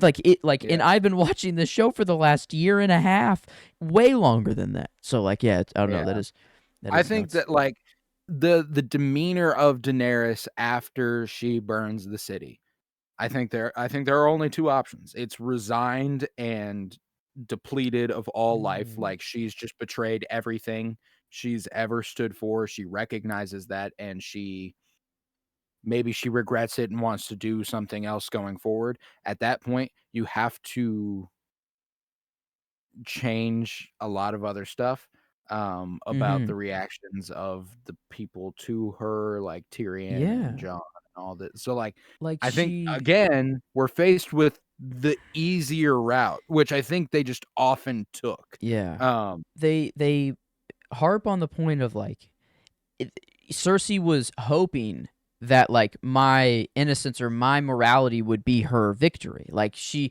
knows I'm not going to burn down the city, so that's why she would I win. burnt down the city. She has that moment. She has that switch where she's like, "No. I'm not going to be innocent anymore. I'm going to let loose." Kind of in like I know I'm comparing it to Star Wars a lot, but like Anakin, like he destroyed Anakin Skywalker. He's no longer Anakin anymore. You know, he is Darth Vader. He has convinced himself that he is a different person because you can't be the same person really anymore. After that, no. I do kind of see the angle of her being so blinded by like her kind of being in denial herself maybe and trying to think that she's doing the right thing and she's so out of touch that she is just doing these things like that. But like I don't like I feel like it makes more sense for her to not be Daenerys anymore. Like she is Yeah, yeah. everything she did stand for is kind of gone like now after No, that this. does make But sense. That's um, true. That's valid for sure, but, Yeah, she's reminiscing on the story her evil brother once told her, and John ignores it pretty completely and goes, "Yeah, what the fuck's going on with Grey Worm? Uh, he's he's killing people all Yeah. up in the streets." And he's like, he says that you told him to do that, and Nurse is like, "Yeah, that shit was necessary for sure. Had to be done." Have And this you causes John to been down protest. there? He's like, Necessary. Have you been down there? Have you seen children, little children burned? love me I some love. Kit, man. I don't know. He's good. He's I good. don't know. I do love Kit. Every time that he's, I don't know. I like just hearing him talk. I don't know, just in general. He's got a good voice. His He's John, got I a don't good know, voice. his John voice. I guess I don't know how much what he sounds like just normally outside of like just He's a little in interviews, but raspier as John than he is any other time. hmm, He brings it down quite a mm-hmm, bit, yeah. like God, I don't know. It's just so I don't know. That is a monologue that I would like to hear John just stand up and just speak to the crowd. I don't know. Just go. uh Um, but yeah, Daenerys responds back to the little children burned sentiment with yeah. I tried to make peace with Cersei and she used their innocence against me. So, she thought it would cripple me. So, I went ahead and killed their ass. And John's like, Daenerys, come the fuck on, bro. Stop. you Stop, tried to please. make peace with Cersei. Did did You literally went in. My line of that episode was pre the meeting with Cersei, where she goes, they should know who to blame when I bring fire down upon their head. That is before the attempts to make peace. So no, you did not attempt to make peace. did she just I don't. forget what she did? Is that the angle they're going? Is that she's just like, oh yeah, I just I didn't do that. That was Drogon. I was just on the back of Drogon. I didn't do it. Man. I that is kind of nuts. I don't know, and I think you bring up a good point with John being in denial. Perhaps Daenerys is in a certain degree of denial too, because she never does directly acknowledge what she did. She just kind of she moves on from the sentiment of little children burned, and goes, "Yep, Cersei, I tried to make peace. I did. I That's tried." true, but she You is know, continuing to say that we will kill more men, women, and children. She's like, it's that's true. not. It's not like okay, I might have just done that, but it's like no, we will do it not just here, everywhere. And Liberation, liberating. is Liberating future generations, which I believe she also says prior to the meeting with Cersei. That might have been at the beginning of episode 5. I can't remember which it is, but she yes, literally says something about liberating future generations. like the children that have suffered under the wheel for so long. It's not even that they are guilty. It's just that the wheel makes them guilty, which is like Mhm.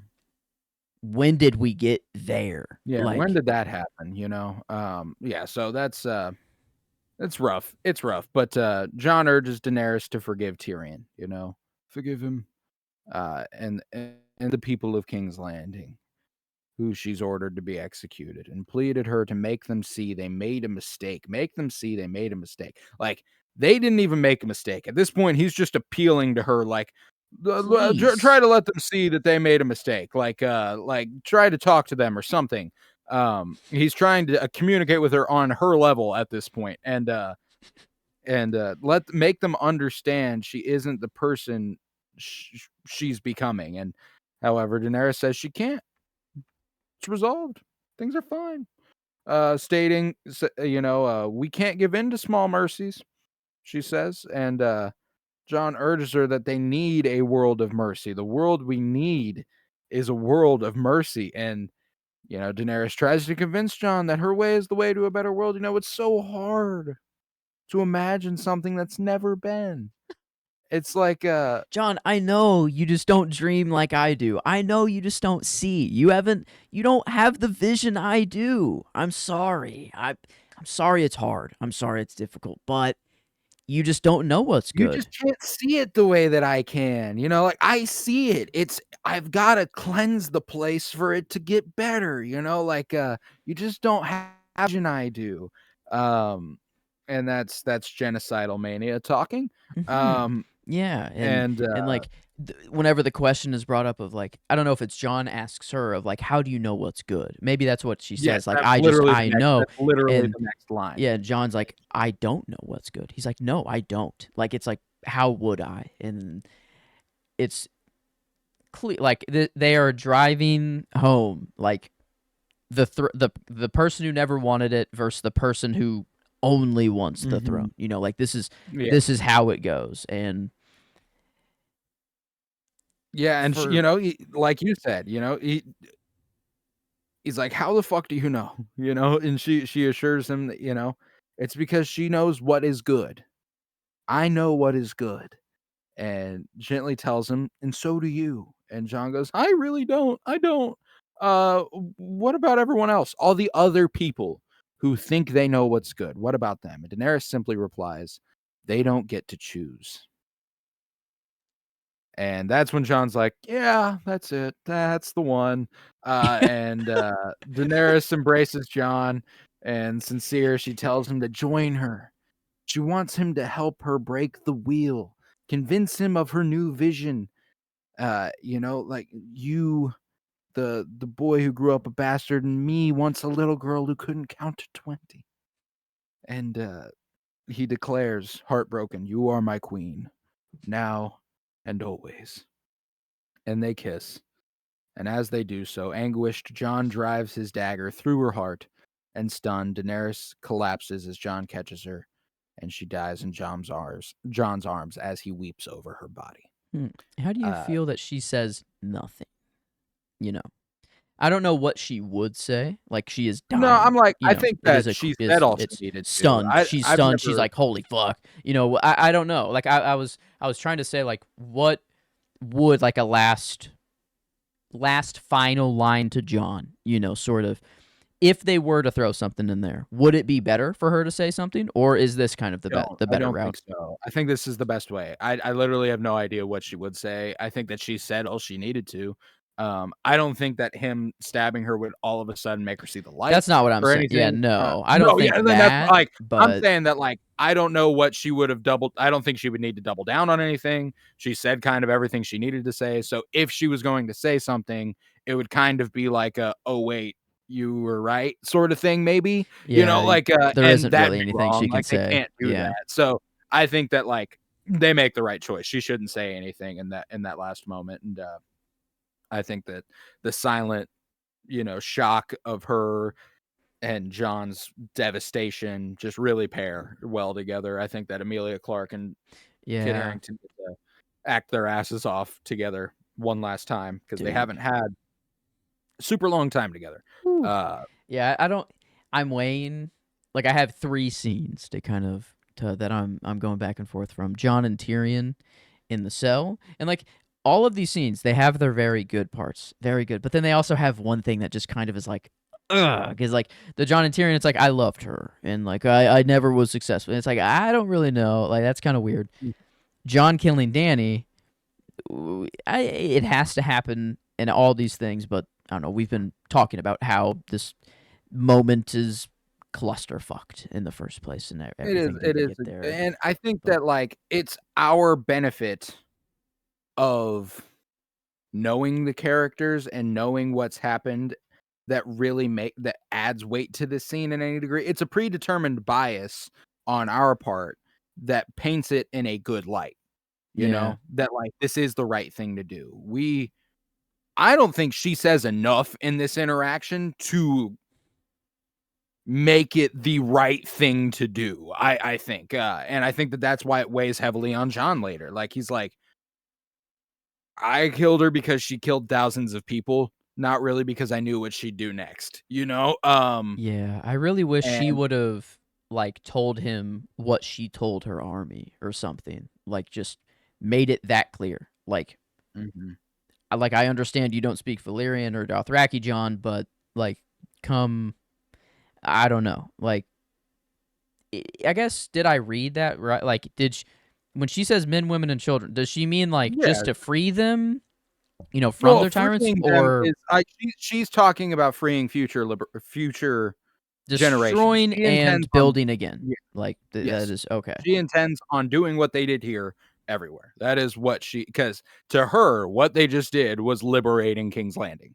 Hmm. And she says, "And we're gonna liberate everywhere else." So yeah, she means she is going to do what she did here everywhere. And um that's insane, I think that John, like, Does John know that? Does John, like, I mean, he suspects it, but like, does he know that that is Daenerys's actual want? I guess like like she does say, "Join me, follow me," whatever, and like that is what she's getting at, and that is what eventually, makes him be mhm. like, "Okay, no, I have to kill you." But like, I don't know. I guess she is. That is what she's saying. I don't Yeah, know, but she says they don't get to choose. And I think that that's, I've talked about being on the nose and how I appreciate them being a little more subtle. And I think this is a good example of subtlety, But like I if do you're think gonna that this is, kill someone, like yeah. you need like, and especially John, like John's like even afterwards, like it doesn't feel right. Like this, it didn't feel right. It's like Mm. you have to be like 100% sure in this case. Like give Well, her like here's a my chance. thing. Give her like a chance. Be I like, hey, also I don't. I'm really 50-50 on it because they do a really bad job at deciding. I thought they did a good job at the beginning of deciding whether or not the genocide of King's Landing was a certified bad thing.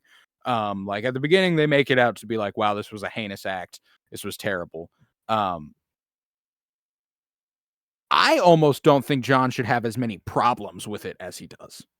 Mm, Like, I almost yeah, think John should be and assured in his actions due to the fact that she did that anyway. there's, Um, and I hate this that this is like my defense of it, but it's like at the time they're just it's a different world completely because they do kind of show you where we are at the time whenever Samwell is like, well, shouldn't the vote be left to everyone if it involves everyone? And then everyone just laughing at him. It's like it kind of reminds you that like, okay, yeah, we're not in our world, we're in the world where people still think that there are servants and slaves and all of these like as just common parts of their lives. So like not everything we hold in our value today is obviously going to translate to Thrones universe, but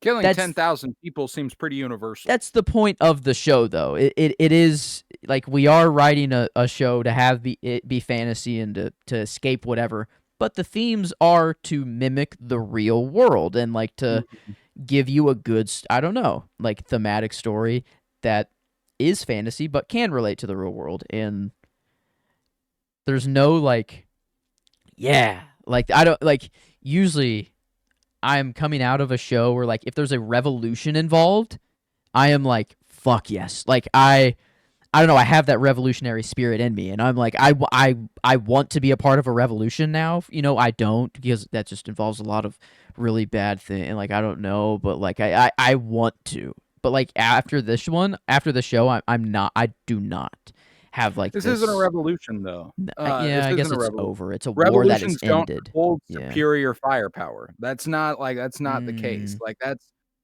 uh and she's not, yeah. like it starts as a revolution. It was a slaughter. Yeah, It's a slaughter. yeah. It's not a revolution, like and that's not to say that like revolutions are inevitably bloody, like they can't not be. There's going to be war, there's going to be fighting, but it should involve the minimum amount of casualties of Mhm. civilians as possible, Yeah, not and like I don't uh think, I mean, no matter who you are, children just never really enter that equation. Like even the most like evil people to ever exist were kind of like, "Oh, okay, yeah."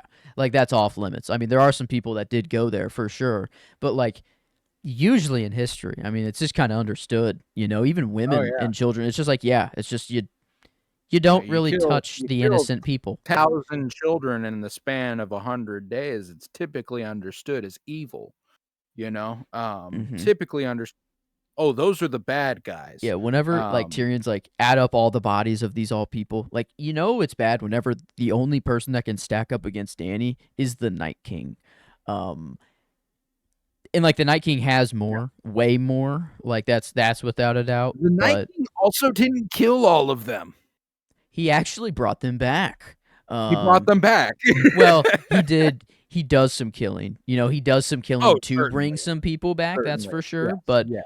hey, there's probably a lot of people that just died of natural causes that are back up there, Just They north did. of the wall, Yeah, yeah. it's just if you die north of the wall, that's it.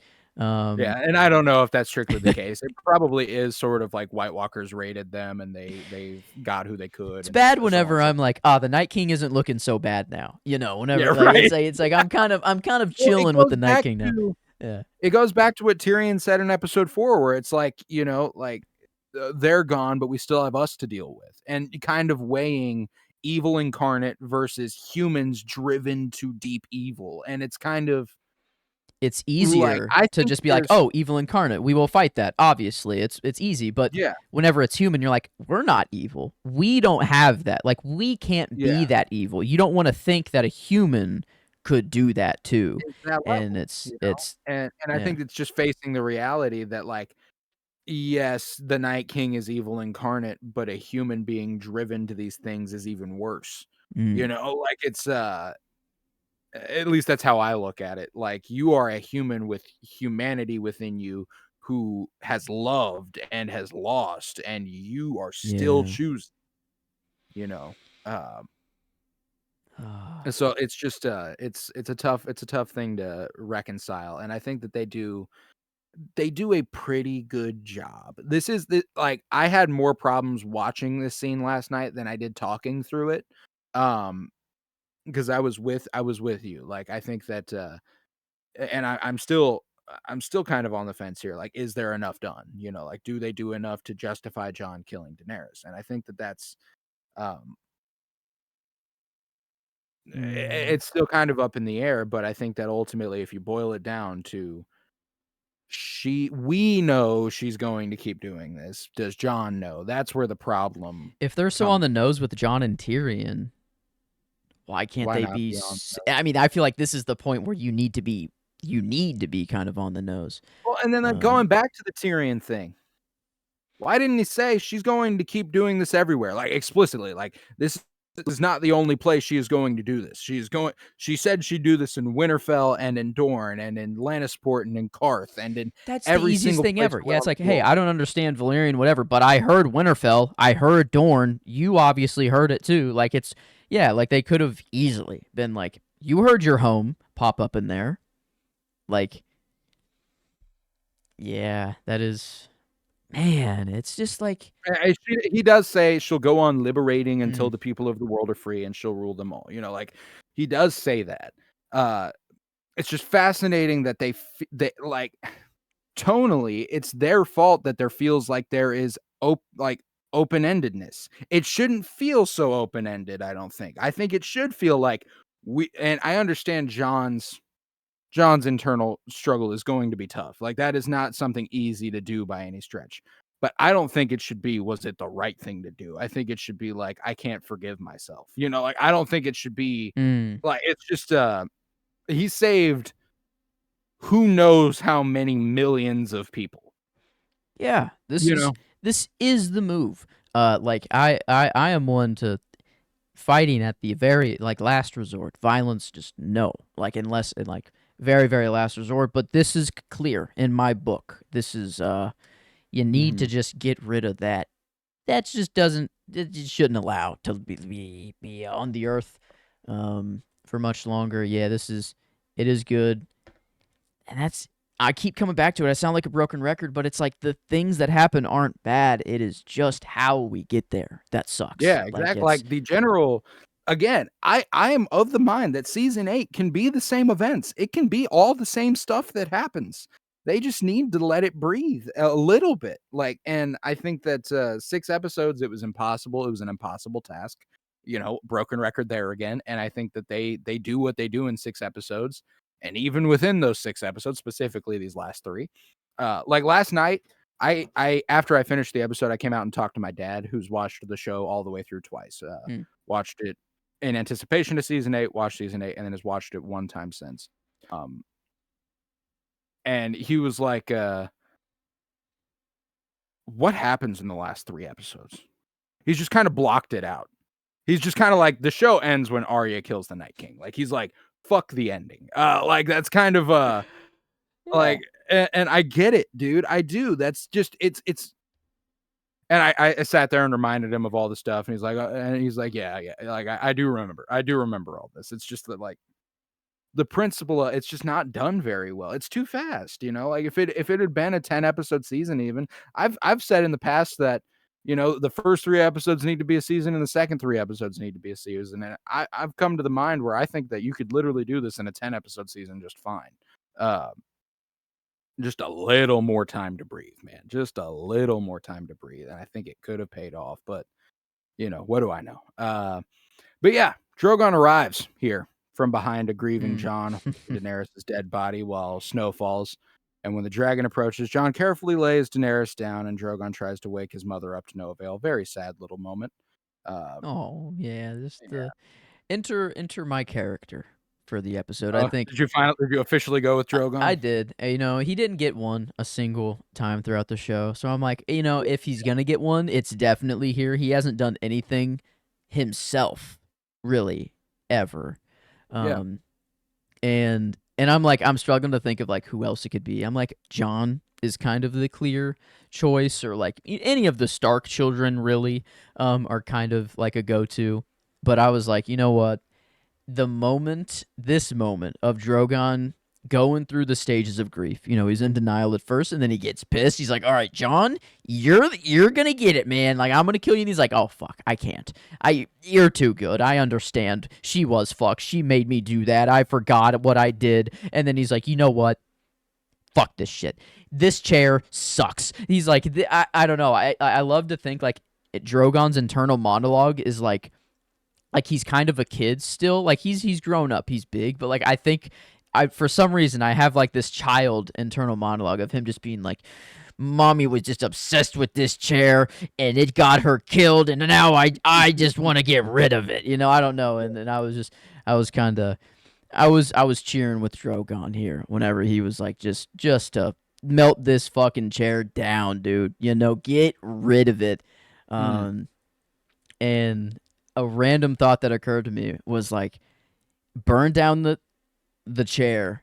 Daenerys is set on top of it to like revive her. I thought like this, I don't know why it hit me, but I thought that this Drogon was trying to do some ritual to like bring her back to life, sort of thing. Like I was born in the fire, with eggs, so maybe I make really hot fire and put her on it and she comes back. I don't know. Like, I don't like, yeah. I was just thinking, because he does fly off with her. Just east, I think they just left it open for like, if we ever come back and have a spinoff, Daenerys can come back and Drogon can come. Like, I would hate if they kind of revive her, but no, I mean, like, the only thing to do if they revive her is make her even crazier. Like, she would have to be the villain. I thought about this because, like, this is a common theory. Like, if she is revived, like if she goes to Valyria, and there's some Valyrian, Lazarus pit or something that they can kind of revive her in. Like, fine. Okay. Is she all of a sudden going to wake up and be like, I forgive him. That was right. He did the right thing. I was going down the wrong path. No, notoriously, whenever people are brought back to life, they typically become worse. And Jon and Beric are like a massive exception to the rule. This man. What a guy. Yeah, what a guy. Came back. Well, he did get his revenge, Jon. Swift. He came back and he was like, okay, the people who killed me, I'm definitely killing you, but I kind of have to. That was clear. He didn't burn down the Night's Watch. He didn't like do all that. Yeah, no, I mean, like, Daenerys would, she'd be singularly focused on the exact same thing she was singularly focused on when she died. I guess You know, Jon like, it's did not kill a kid too. I don't know if Ollie qualifies. He's entering that age of like I mean, like, becoming. he's a kid. Fuck Yeah, him though. like, but Fuck him. he's a kid who killed Jon, Yeah, you and know? Egret. He's a traitor, Yeah, like, an actual traitor. It's true. not like he was just, like, in the Night's Watch, so Mm-hmm. everybody in the Night's Watch has to die, you know? Damn, Like, they've really he done the same things, but in the completely different ways. Like at the very other ends of the extremes. yeah. And I guess that's that is the story The idea. though. On the Ice and Fire, Yeah. yeah, so, like, no, so I've often thought about, like, what happens if they were to revive Daenerys, and Mm. nothing good. They would just make that character worse, and that's why it should not happen. I think it's incredible sided of people to think she could come back and be anything else. Um, Yeah, no, she's definitely gonna be mad. Yeah, like for sure. I mean, like it's clear. It's like okay, they're going to they're going to Valyria. Maybe I don't know. I think it'd be better if Drogon was just like, fuck. I don't know what else to do. I'm just taking my mother's body back home. I'm gonna bury her at home, and yeah, then Drogon like, I mean, is. at Valyria, it probably it has ancient ties to the Targaryens, you know? Maybe it's just kind of an ancient burial rite of Targaryens that they go back to Mm-hmm. Valyria when they Yeah, die, it's like, like their that sort of crypt, you know, yeah. sort of thing. And I'd rather it just be that. Like, just Fucking put her down. bellow he lets out, the high-pitched scream that like, this was one of the only other affecting parts of the episode besides Yeah. the very That's um another reason I went Drogon is because like I'm actually getting feelings. Like I'm actually like crying because of a dragon's reaction to like his mother dying. Like what the fuck? Like what like how am I crying because of a VFX dragon trying to wake up his mom, I'm like yeah, no, it, it's incredible. It's a very good sequence. I think that that's the only other part of the episode I would qualify as good, mm, aside from the end. yeah. Like, expressly well done. Um, Yeah. I think that that would be I mean, the music's swell whenever he begins to burn the Iron Throne, like, the music in this episode's fucking incredible. I love Ramin Djawadi, and the stuff he did for the show was Mm. absurdly good. Um, and it only gets better after this because I think this was the first time I really was like, "Oh, yeah, the music fucking got me." You know, like, it was a Yeah. pairing of what was happening in the scene mixed with I mean, like, it was the classic Targaryen theme that swelled as he burned. It was, oh, like, the choral I've been voices listening and to this. That's like the only thing I can hold on to. I've been like just to the soundtrack, season 8. I've just been listening to it mhm. like kind of if Season I'm 8's got doing. an incredible soundtrack, Mhm. Yeah, like and an I've absurd oh man, it's been nice just to hear the music and like I also have like the other seasons in there, like just the big hitters, like the songs, which is nice just to hear every now and then. It like I took it for granted the music before, and man, I don't know. It's kind of my go-to chore, or like if I'm doing just something and I'm doing work, I just put on soundtrack music now. Oh, And it's absolutely the move. That's Thrones what I do is too. yeah, Thrones is a big part of it, a big chunk of that playlist for me right now. But yeah, it's No, I'm with that. I'm with that.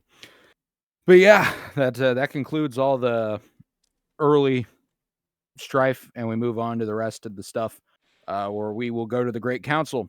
Weeks later, Grey Worm escorts a disheveled and grimy Tyrion to the Dragon Pit. Sansa, Bran, Arya, Yara Greyjoy, Brienne, Davos, Gendry, Samwell, Jon Royce, Robin Aaron, Edmure Tully, and the Nukes of Dorne are all present there.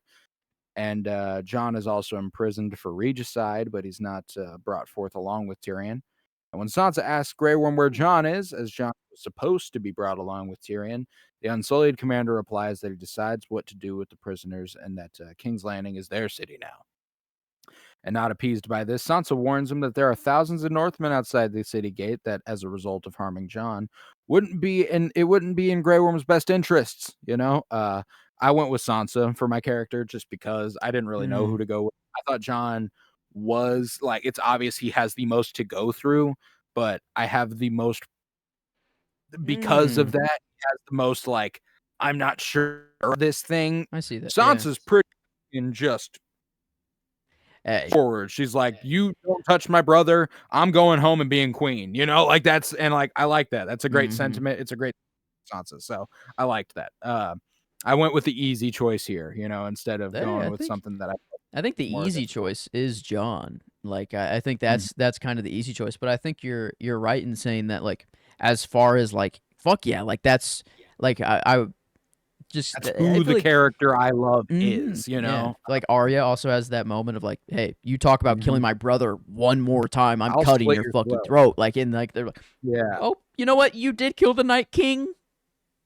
I'm gonna shut up now. Fair. Like I think like that. That's Yeah. badass. That is like, And it sucks, man. It's another one of those things where Yara, like oh yeah, I guess she's she does say it Ironborn, to and this. Yara. Yeah, that does. Oh yeah, I Well, wish. no, I mean Yara's like, why the fuck would you kill Daenerys? You know, she was dope. I guess she's been at the Iron. Yeah, she's been kind of outside of this everything the whole time. Mhm. Yara like has just kind of, and she's shown up now, and she's just gotten the word because like on Yara's point, like I guess they probably mentioned like yeah she did murder innocent men, women, and children, but like also the big beats. Cersei's gone. The army's gone. Yeah. King's Landing, like we have won the Well, war. and not to mention that when they were still a war council with the Dornish sand snakes and Olenna Tyrell, Yara and the sand snake like Mm, burn that shit down. that's You true. know, like they were like, just fuck it up. You know, like Yeah, that's what they I were guess we about. are in that time. Like like the Ironborn, like the Dothraki, like there are armies that's just kind of what they do. Like it's like we will rape, we will pillage, we will do whatever we want because it's war and that's good. But Yara is, she's starting to be like, no, we won't do that sort of stuff anymore. But I guess she's still cool with like fuck them. Like we got to win the war somehow, so let's kill them Mhm. all. I guess that's still on the table. But Yeah, so like that's why um I'm like, it's a I just morally I'm appalled by it, but it's a different time. But regardless, you know, not appeased by this answer, Sansa warns him, like you might not want to harm John, we'll fuck it up. And Grey Worm responds in equal measure, saying there are also thousands of Unsullied. Like you can fuck us up, we're gonna fuck you up, and Yara sides with him because the Ironborn agreed to follow Daenerys, causing Sansa to accuse her of agreeing to follow a tyrant.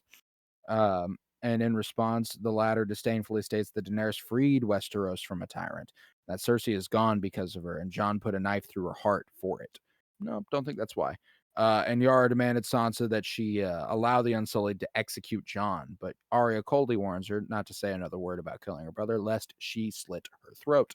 Um, and Davos, the great man he is, diffuses the situation, saying, we've had enough of cutting throats. Thousands of you, thousands of them. We've done it. It's over. We've got to find another fucking way. He concedes that without the Unsullied, without Grey Worm, without his men, all would have been lost. We would have died. Like there's no doubt about that. We owe you a debt we can never repay. And he suggests, there's land in the Reach.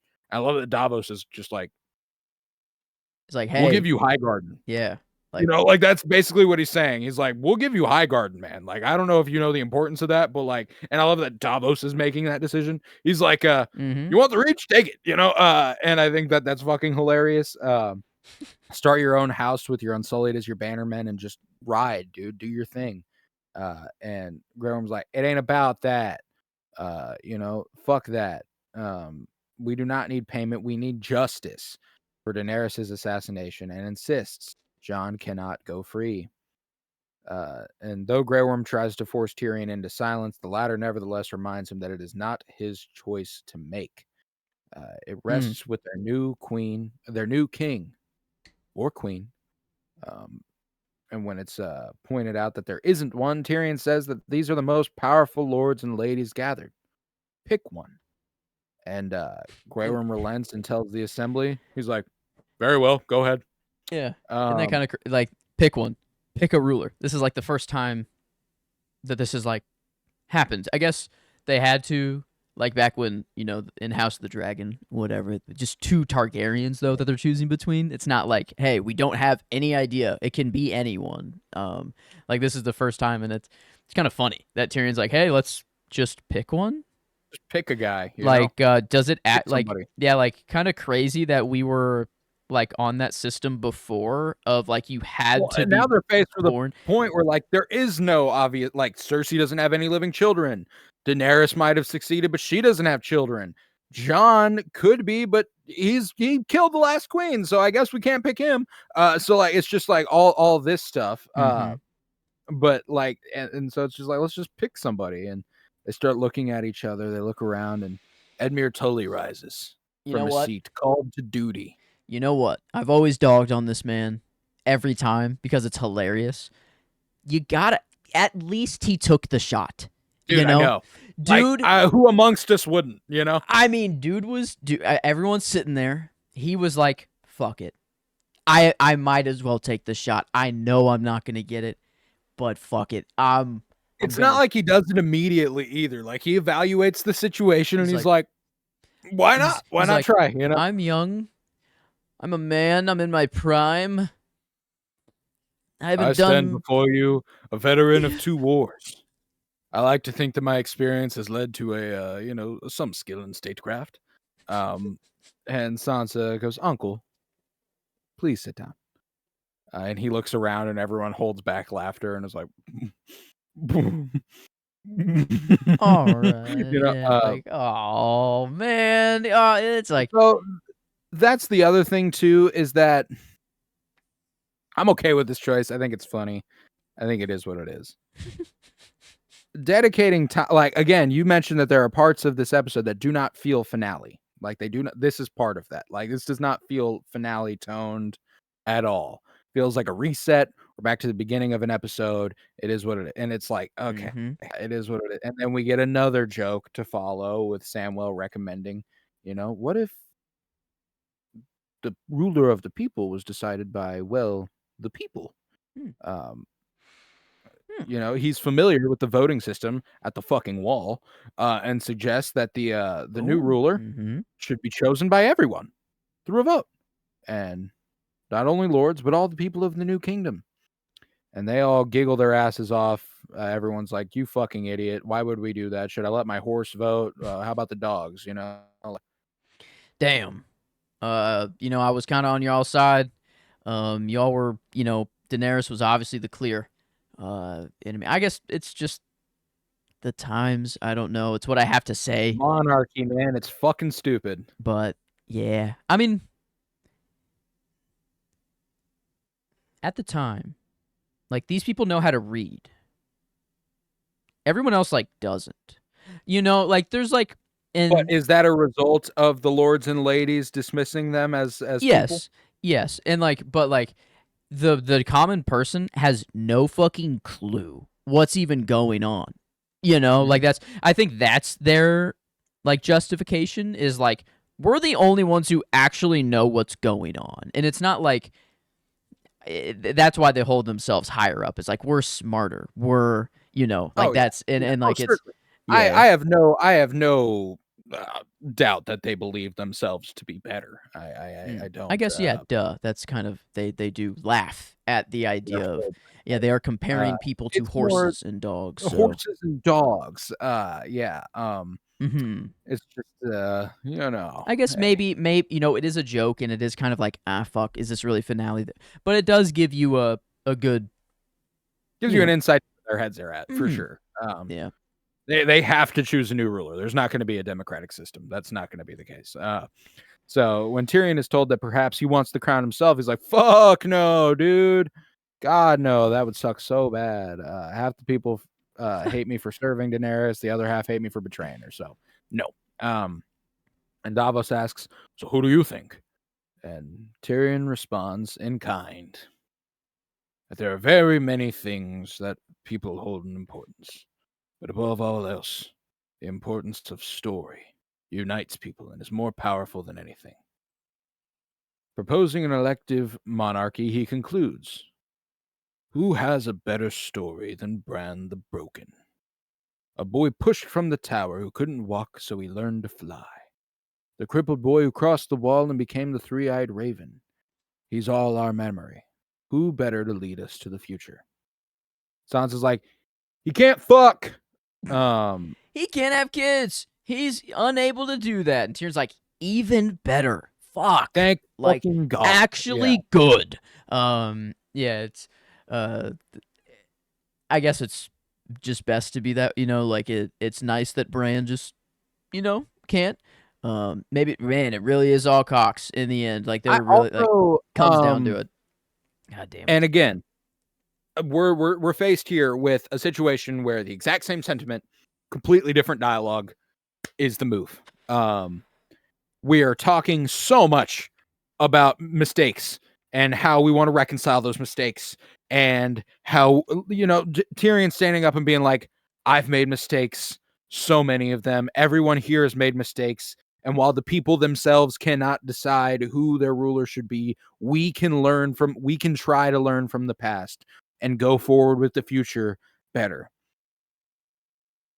Who better to lead us into the future than the man who can learn from our mistakes, from history and centuries of mistakes, because he could be there to learn from those mistakes? Bran the Broken. It doesn't have to be about fucking story, bro. I hate D&D for this. They were so meta dick riding themselves, trying to be like, we've told a story and that is more important than anything else. Yeah. Fuck that. Yeah. Fuck that. It's not it doesn't work for the show. It works for them trying to say, look at what we did with this show. Mm-hmm. And like, but then look at what you did. You want us to look at what you did. Fine, we'll put it under a microscope. Let's do it. We've done that. We've done that for the last year and a half, and we have nothing but kind of shit to say for your last season. Like your first 3 episodes were good. The events are good, but everything that you had to do, everything that your responsibility, like their responsibility, they fucked it up. They fumbled. Like it's just I don't know. I hate getting mad again. I hate like having that, but it's like it's this is the stupidest explanation for who should be king. And I get it. Like the sentiment. I think that's what they are trying to get at. He ends his little monologue with he's all our memory. Who better to lead us to the future? Key in on that detail, bro. Like, do not key in on the fucking story he has. Key in on the fact that he's all our memory. Like the fact that that's like the last thing he says, and he's like, "Fuck it, who better to lead us into the future?" Like his story. He literally, like what Bran literally says next about why he's putting Tyrion in as his hand. He's made so many mistakes. He will spend the rest of his life trying to fix them. It is all about mistakes that have been made and learning from those mistakes. Why the fuck would you not focus on that for why Bran should be king? He can literally see the past. That is why he should be king. Why do you think I came all this way? And again, I'm okay. This line became a little bit more okay for me. I think it's just a dialogue thing. I don't know. It kind of became worse for me. That's it. Like I don't know. It's like because I had the assumption that like he kind of could affect the future however he wanted, but really it is that he just sees the past. Like he has something to where Hodor was needed. Like, I don't know if that's him or just the Lord of Light sort of situation. I still don't fucking know, and we're never going to get explanation of how his shit works. But, like, he says this line, and it's his way of being like, I knew I was, like, obviously, I'm going to be king. Like, and I think that this is sort of, it reminds me of the Mentat ability in Dune, where he's taken a compilation of everything that's ever happened, and he knows the inevitable choice is that he will be king. Like, I think that that's sort of where he's at. Like, he doesn't want it. He makes that clear. He's like, yeah, duh. And that's his first line as king. That's his first line as king. Dude. No, that line's bad. Don't get me wrong. That line's stupid. Like, the sentiment is fine. The line is bad. I think that he should have been like, I suppose that is why I've came all this way. Not, why do you think I came all this way? Like, it could have been like clarity of purpose, not I already knew this was inevitable. Like, kind of yes, like, that must be why I've gone through everything I've gone through.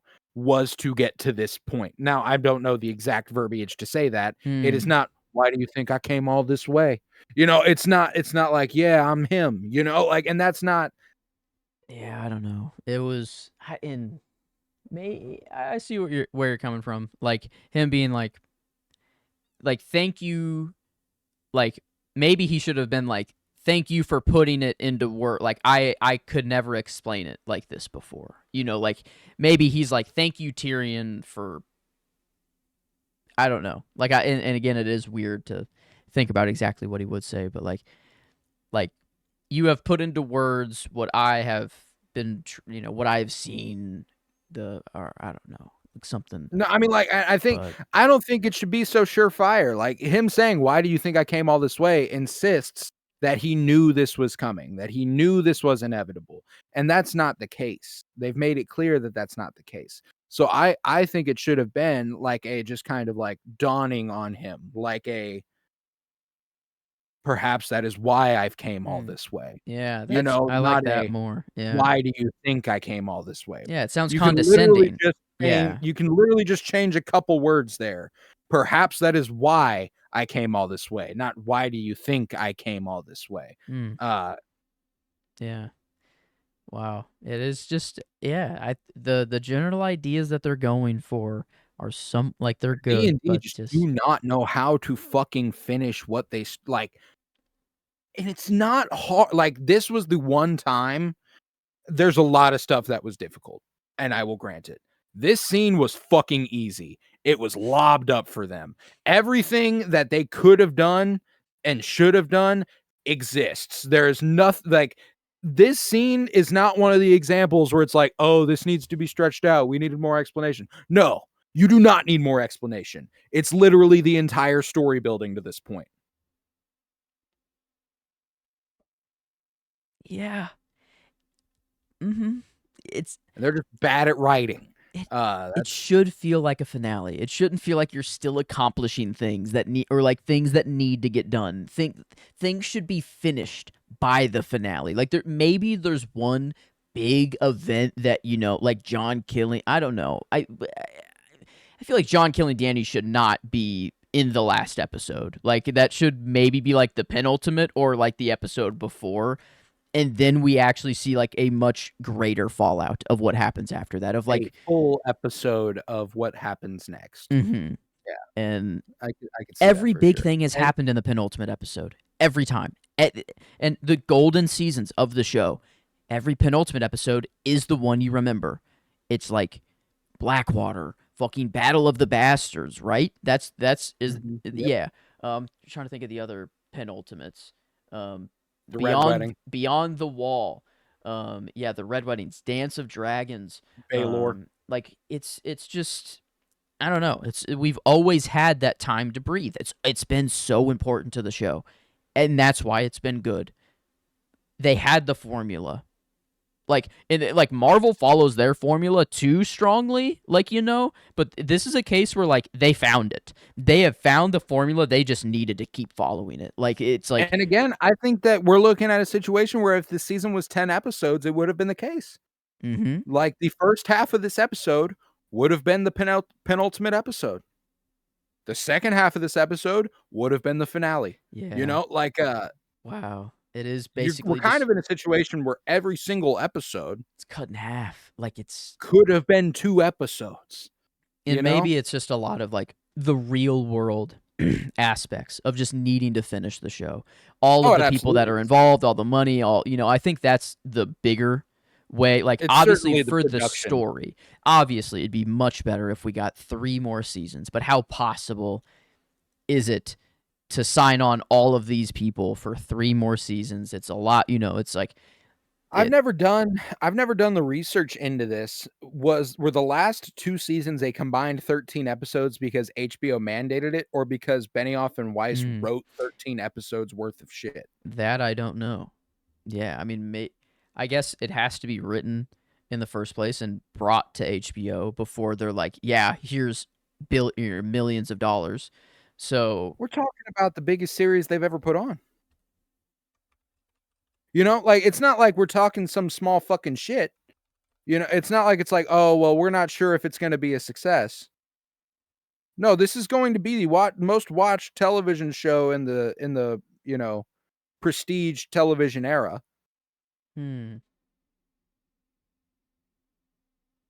Yeah, like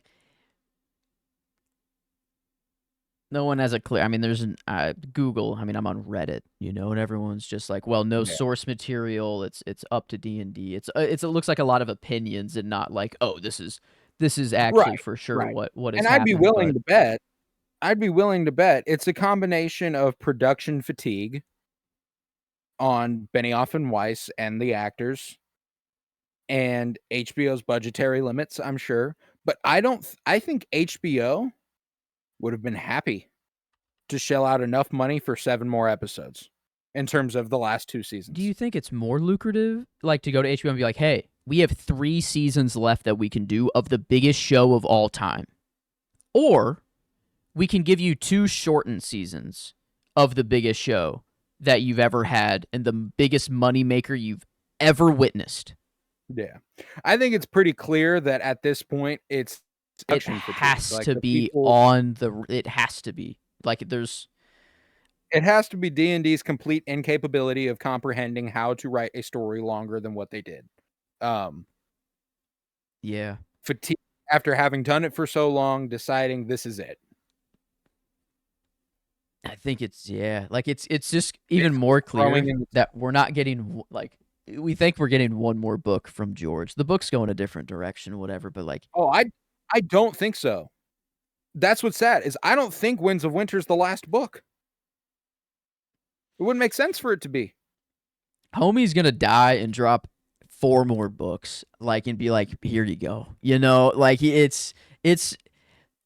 I don't know. Maybe this was like the test. Maybe he was like, I need to see what. No, why would he test a rushed ending? There's no way. Like, this is just not George. George is like, all right, here's the big beats.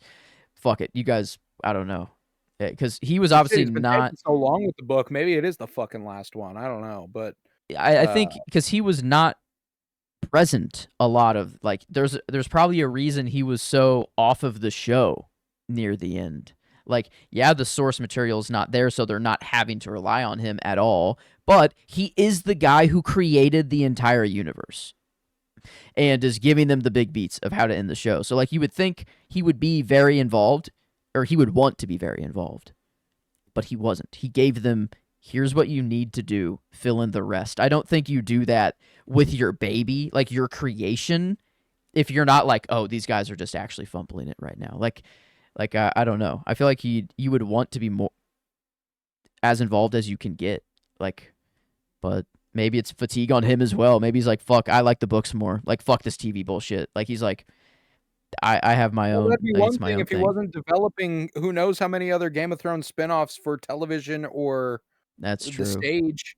Like there's like The stage stage. productions of Thrones now, like theater. I had no idea that was Yeah, even wow. Hmm. yeah. So like, clearly it's not fatigue on his part. He's a fucking hard working man. He's It's raking in money, that and money. it's also like here's the other thing, is I think due to the fact that he's a hardworking man and that he does it's probably cowardice. Mm. He did not want to be associated with the ending of this show Mm. because he was afraid the ending would not be satisfying because it can't be. How do you end a story like this? Like it's just too like there's and that's something that he made a Mm. Song of Ice and Fire for. He made like literally when he created a Song of Ice and Fire, what he set out to do was make something that was impossible to adapt. He said that. Mm. He has expressly said that he set out to make something impossible to adapt. And for a while, they adapted it at such a high level, like for so many seasons. As long as they had the books, those seasons of television are nearly perfect, you know? And then season 6, I would say is nearly perfect as well. Mm. Yeah. It's There just came a point when the it became about further and further people. you get away. Yeah, it's like it's just the further you get away from the source material, the worse it gets. They are good at adapting. We can give D&D that. Like they can take out the parts that aren't necessary and put in the parts that are good for TV. They did do that well for the first seasons, like incredibly well. Very well done. But yeah, no. Once they had to come up with stuff on their own, it didn't track well. Yeah. No, it did. And we've spent a lot of time on that, so we'll move on. But after Tyrion declares the Bran should be king, all of them slowly go in a circle saying "I," that they agree, and Davos has to be a little goofy and say, "I don't know if I get a vote, but I." And however, Sansa is hesitant, and she states that she believes he will be a good king, but the North cannot be a part of the kingdoms. And she just kind of declares it. She's like, the North's going to be an independent kingdom. Yeah, she took her shot. Like, Edmure took his shot, but Sansa was like, I'm actually going to take mine, and it's going to land. Like, she's like, this is the time that we're changing shit. My brother's king. Deuces, I'm good. Which I think is fucking hysterical. Mm-hmm. Like, Bran even kind of looks at her like, all right. Okay. Like, sure, fuck it. Yeah, I guess. Like, you're my sister. I mean, it's gonna be that. It's kind of that way, anyways. Mm-hmm. The North really isn't involved. Once Bran is on the throne, they probably never have to worry about this sort of shit again. At the beginning of the show, the North was barely involved in the rest of the Seven Kingdoms whatsoever. Like, I feel like the North just is an independent nation anyways, but just whenever war happens or whenever something so big that you need an army, it's like, okay. And that's why I get, like, I think it's funny the decision had to be made now. Like, it's the end of the show, so they have this decision now. But, like, in theory, this is something that they just agree to for now. This is not the setting in which you declare your independence as a kingdom when you're getting a new king. Because I'm astonished at the inconsistency that Yara doesn't go, well, so will the Iron Islands. You know? Yeah, why doesn't everybody just go, well, then why are we going to have a fucking king? Why aren't we all just independent? So that's the sort of thing we're like looking past that. That is a whole can of worms they cannot open. So I get why we are just doing this now and we're ignoring the logic of everyone else just kind of being like, well, I'd rather be a part of a bigger kingdom. That didn't cross my mind whatsoever. Yeah. I'm like, they literally cut to Yara after Sansa says that. Ooh. I mean, they're kind of the same thing, like the North. They really just do whatever the fuck they want. Like, Balon, or what was that his name? Who the fuck was it? Yeah, Balon. Yeah, he really didn't give a fuck. He didn't do shit. I mean, he was in the War of the Five Kings, but, like, was he? Yeah, because he was trying to declare his independence. And then Yara agreed to fight for Daenerys on one condition. That they get their independence. Oh, shit. So that was kind of fucking funny. And I'm still unclear on Dorne if they are a kingdom or if they are an independent kingdom, which I think they are independent because they have the prince and the kings and their own little fucking going on. But regardless, this all go like I'm fine with it. I just wanted to kind of poke another hole where it's just kind of like hilarious that it's just one more thing they're going too hard to deal with. We're not going to deal with it, And another thing that probably would have been dealt with if they had the time. So just shit like that. But Bran gives his assent to her request and wants Tyrion to be his hand. But Grey Worm objects that Tyrion has to atone for his sins, to which Bran reveals that Tyrion has made a lot of mistakes and he will spend the rest of his life rectifying them. Yeah, the hand, being hand is punishment enough. That is, it is not what Tyrion wanted. He wanted to go and make his wine and have his friends drink it, or whatever his dream was. But yeah, no, this is kind of his hell.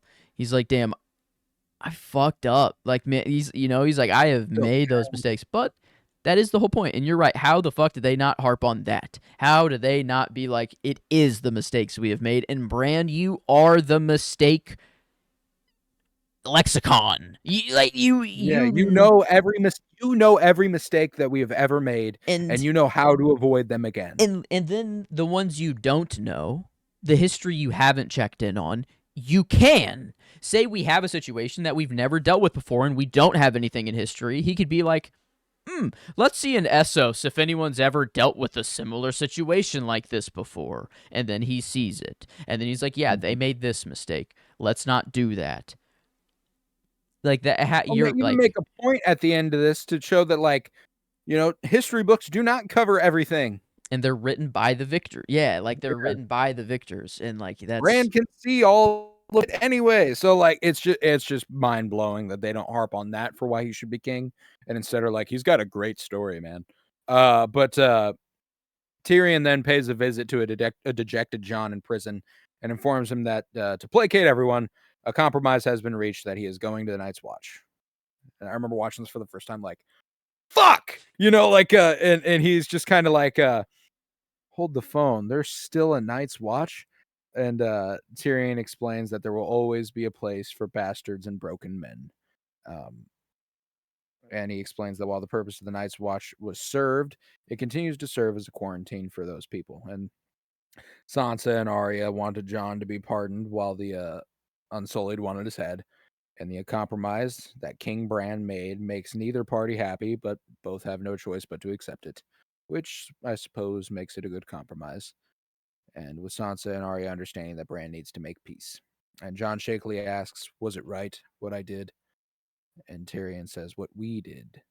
And yeah, sure, but um Yeah. and he's like, yeah, sure, but you know what I mean. And Tyrion tells him to ask him again in 10 years. Fair, I guess. Like, you need to evaluate history as it passes, and I think you can confidently say he made the right choice, though. So I think it's funny that this is the problem. However, Jon believes that they won't ever see each other again, but Tyrion says, don't be so sure. A few years as Hand of the King would make anyone want to piss off the edge of the world, which was a heartwarming callback. I did enjoy that. Yeah, that is nice. And it just hit me. In 10 years, that'd be 2029. May 2029. Maybe that's when we get the Throne sequel maybe series. maybe it is time. There is enough. Maybe that's what they're building towards. They're just waiting for that 10-year I think Tyrion line. that thought occurred to me as I was watching. I was like, that was purposefully put in as a potential call forward. Like, as a potential, like, if we want to do this again in 10 years, maybe we can, and if not, they can always set whatever spinoff they do 10 years later. You know what I'm saying? Like, and that's kind of that's why I'm like, it is what it is. But a defeated Jon is shown leaving King's Landing, and as he is brought to the port so he can set sail for Castle Black, the city is bustling with people again, with much of the city having been rebuilt. And as Jon passes Grey Worm's ship, their eyes meet as Grey Worm gives him a fierce look, showing that he'll never forgive Jon for killing Daenerys. And Grey Worm then takes the Unsullied and sets sail for the Isle of Noth, keeping his promise to Missandei protecting her people. And Sansa, Arya, and King Bran meet at the harbor before he leaves, and thus begins my favorite scene of the episode. The Stark goodbye is very, very nice. The thing of the rest of the episode that is very, very good. I love the rest of the episode. Sansa asks for forgiveness. Like, will you please forgive me for being incapable of freeing you? Forgive me for sending you to the wall again. He then tells her that she has gained independence for the North, and that is, what's to forgive, basically. He's like, that's good enough for me. And he replies, yes, but they lost its king. And Jon tells her, my favorite line of the episode, Ned Stark's daughter will speak for them. She's the best that they could ask for. This did make me cry. Dog. That was the one that got me. They share an emotional hug, and he moves on to Arya, and I fall apart even more.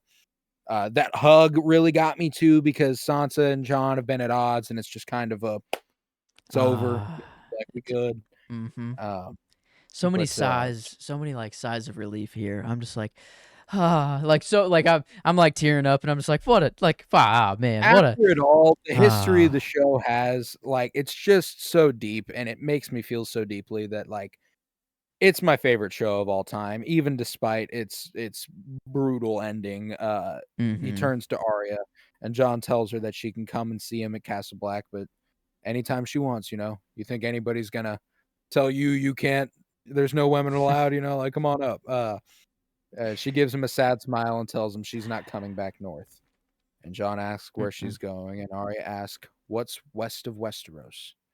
She questions, you know, "Does anybody know?" And he goes, "No." She goes, "Yeah, that's where all the maps stop. That's where I'm going." And Jon returns a sad smile, saying that he doesn't know, and Arya replies that that's where she'll be heading. And Jon asks her if she has, "Do you have your needle?" And she replies, like always. And she starts to cry, and Jon wipes away her tear, and they both share a long hug. Oh, And yeah, this is the I texted you last night that like the performances for the most are pretty flat, save for like one or two moments from every character, mm-hmm. and three of them overlap. Yeah, And Jon has multiple good scenes, but Sophie Turner and Macy Williams have one good scene, and it's this one yeah. perform. Um, Ah, man, it's so good. I This, blame D&D. They directed 3 episodes of this show. They mm, directed 3 episodes of Game of Thrones. One random one in 3, one random one in season 4, and they had not directed an episode of television in 4 seasons. Um, so Jon mm-hmm. turns and kneels before him, apologizing for not being there when he needed him. And that part really got me too, Mm, when Kit's like breaking, he's like, "I'm sorry I wasn't there when you needed me." And he responds, "You were exactly where you needed to be."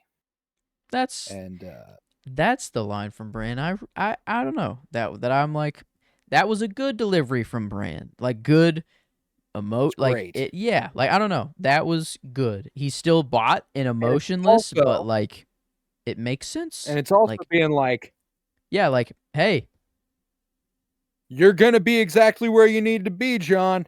Go ahead and go north, okay?" You know, like, like it's a little bit of a hey, I wink, might wink, have. nudge, nudge. You're welcome. You're not ruling the 7 6 kingdoms right now. Yeah, Like go live your life sort of thing. yeah. Be with Jon gets Tormund. up. Go Yeah. Yeah, go go. fall in love with the red-headed beast man north of the wall. And after this, Jon gets up, and after a few moments of looking at his siblings one last time, he leaves for the boat that is waiting to take him to Castle Black.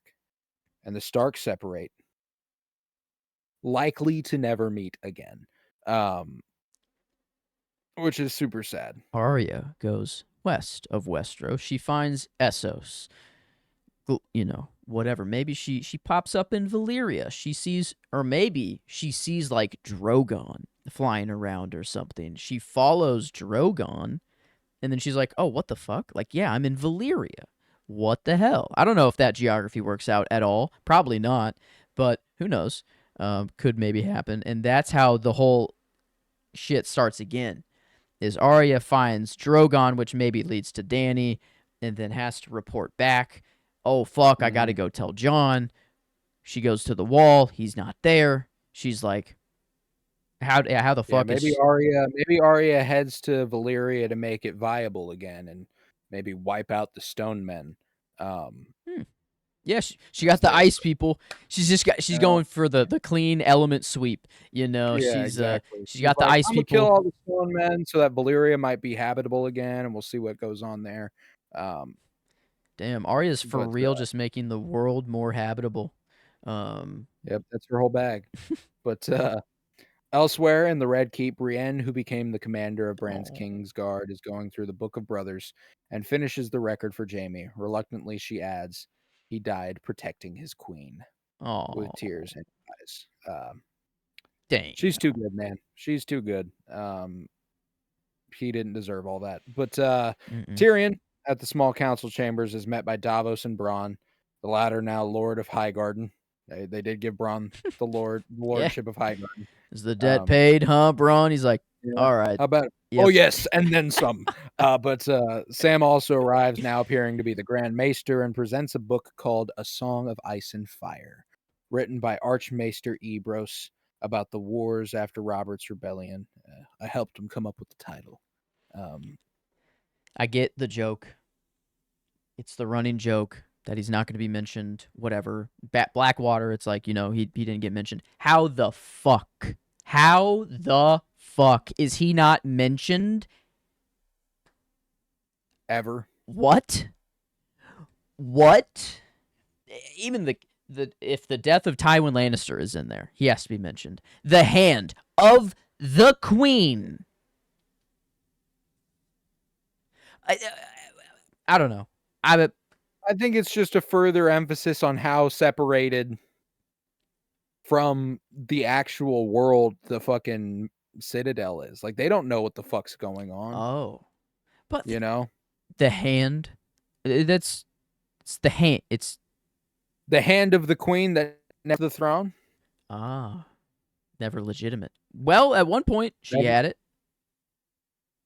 She had I mean, it. she had it briefly, but Yeah, not recognized by anyone. Okay, fair who's enough. Archmaester Ebros talking to? Who's in Daenerys Targaryen's Okay, camp? I guess I'm not really honing in that the Citadel, like this was just Ebros that wrote this, Yeah, Archmaester Ebros. not like Literally just him. Sam, like fucking. Yeah, no, like if Sam had written this, we probably would have gotten a very, very thorough, like what happened in the show would be the fucking book, but I see. I think so I think that sadly, Tyrion will never be recognized by the annals of history, and perhaps he will now, being the hand of the king to Bran. It's kind of a fresh start in a way. I think that that's kind of beautiful for him. I kind of looked at it as he doesn't have all that Cersei and Jaime and all that with him. So yeah, okay. All of his accomplishments going forward is what history could remember him for, not his failures, not the terrible deeds he was a party to, not the murder of his father, not the accused murder of his nephew. Shit. Maybe I do want it this way, actually. I think it's tough for him to accept, but I think ultimately that is the point he would arrive at. Okay. But wow. Thank you. I was very mad at this decision, but now I'm actually very okay with it. Yeah, I think it's best for him. Yeah. But Bran arrives and they all your grace, your grace, your grace, your grace, your grace. And Bran tells his advisors that they lack a master of whisperers, war, and law. To which Tyrion replies that suitable candidates for this will be brought to him in the coming weeks. And then he's like, "What about Drogon? Anybody seen him?" And Sam replies that the dragon was last spotted flying east. And Bronn cuts him off, saying, "The farther away, the better." And since no one could give a satisfying answer, Bran decides, perhaps I could find him. Why doesn't he warg right then and there? I wish we see him go like, and them just having to deal with like him sitting there like, I guess we'll have to get used to that. Like that's what I thought would have been kind of fun, instead of being like, it'll get better. Like at the end when they all hail Bran the Broken. Like I think that could have been funny. It would have been really funny if like he does it right there and like Bronn and they're like Davos kind of like look over at Tyrion and he just kind of goes, He's just let him do his thing. This is what he does. Yeah, he It can't doesn't hear even you. need to be spoken. It like just looks exchanged like. Oh man, no, there's so many opportunities there. Like Bronn could have been like, "Can he hear me?" Or like maybe like get like really close to him and be like, "Can he sense?" I don't know. Like there's so many things they could have done. It's a good little epilogue, which I really appreciate. And I love that Podrick steps up and Brienne says, "Sir Podrick, now a knight." My boy Pod, I love it for him. And wait a minute. After, can he not fuck anymore? I don't think that's the case for knights. He just can't have children. Yeah. Or maybe not anymore. Maybe they're done with that. Maybe there's a whole plate of things that might not be the way it used to be. Jaime had like 4 kids or 3 kids. So, True. But true. Shortly after the new king's departure, Tyrion asks Bronn, who is also the master of coin, to provide food supplies from Highgarden, to which he asserts, with Davos asking for funds to rebuild the navy. Tyrion talks about building a good sewer system to improve the hygiene of the city. And while Bronn talks about that, he goes, you know what, maybe we should rebuild the brothels. Let's A see. lot of them were Yeah. destroyed. Let's see what's money really important for, guys. And like Brienne being like, I think we can all agree that money is much more spent on a navy. And then Bronn's like, well, I think that's too safe of an assumption for you to make. Yeah. Like this And back then and there's forth that pause, was. and then Tyrion goes, I once brought a honeycomb and a jackass into a brothel. And we cut away. And I'm like, you know what? It's that sort of shit that I fucking love from this show, was man. good. Like, that was great. Like this, that maybe some missed opportunity with Bran Morgan, whatever. But that's like I'm picking that. I'm picking now. I think it's perfect. I think it's perfect pacing. It's like he fixes the chairs. They come in and fucking like scoot them out and drop them and stuff. Yeah.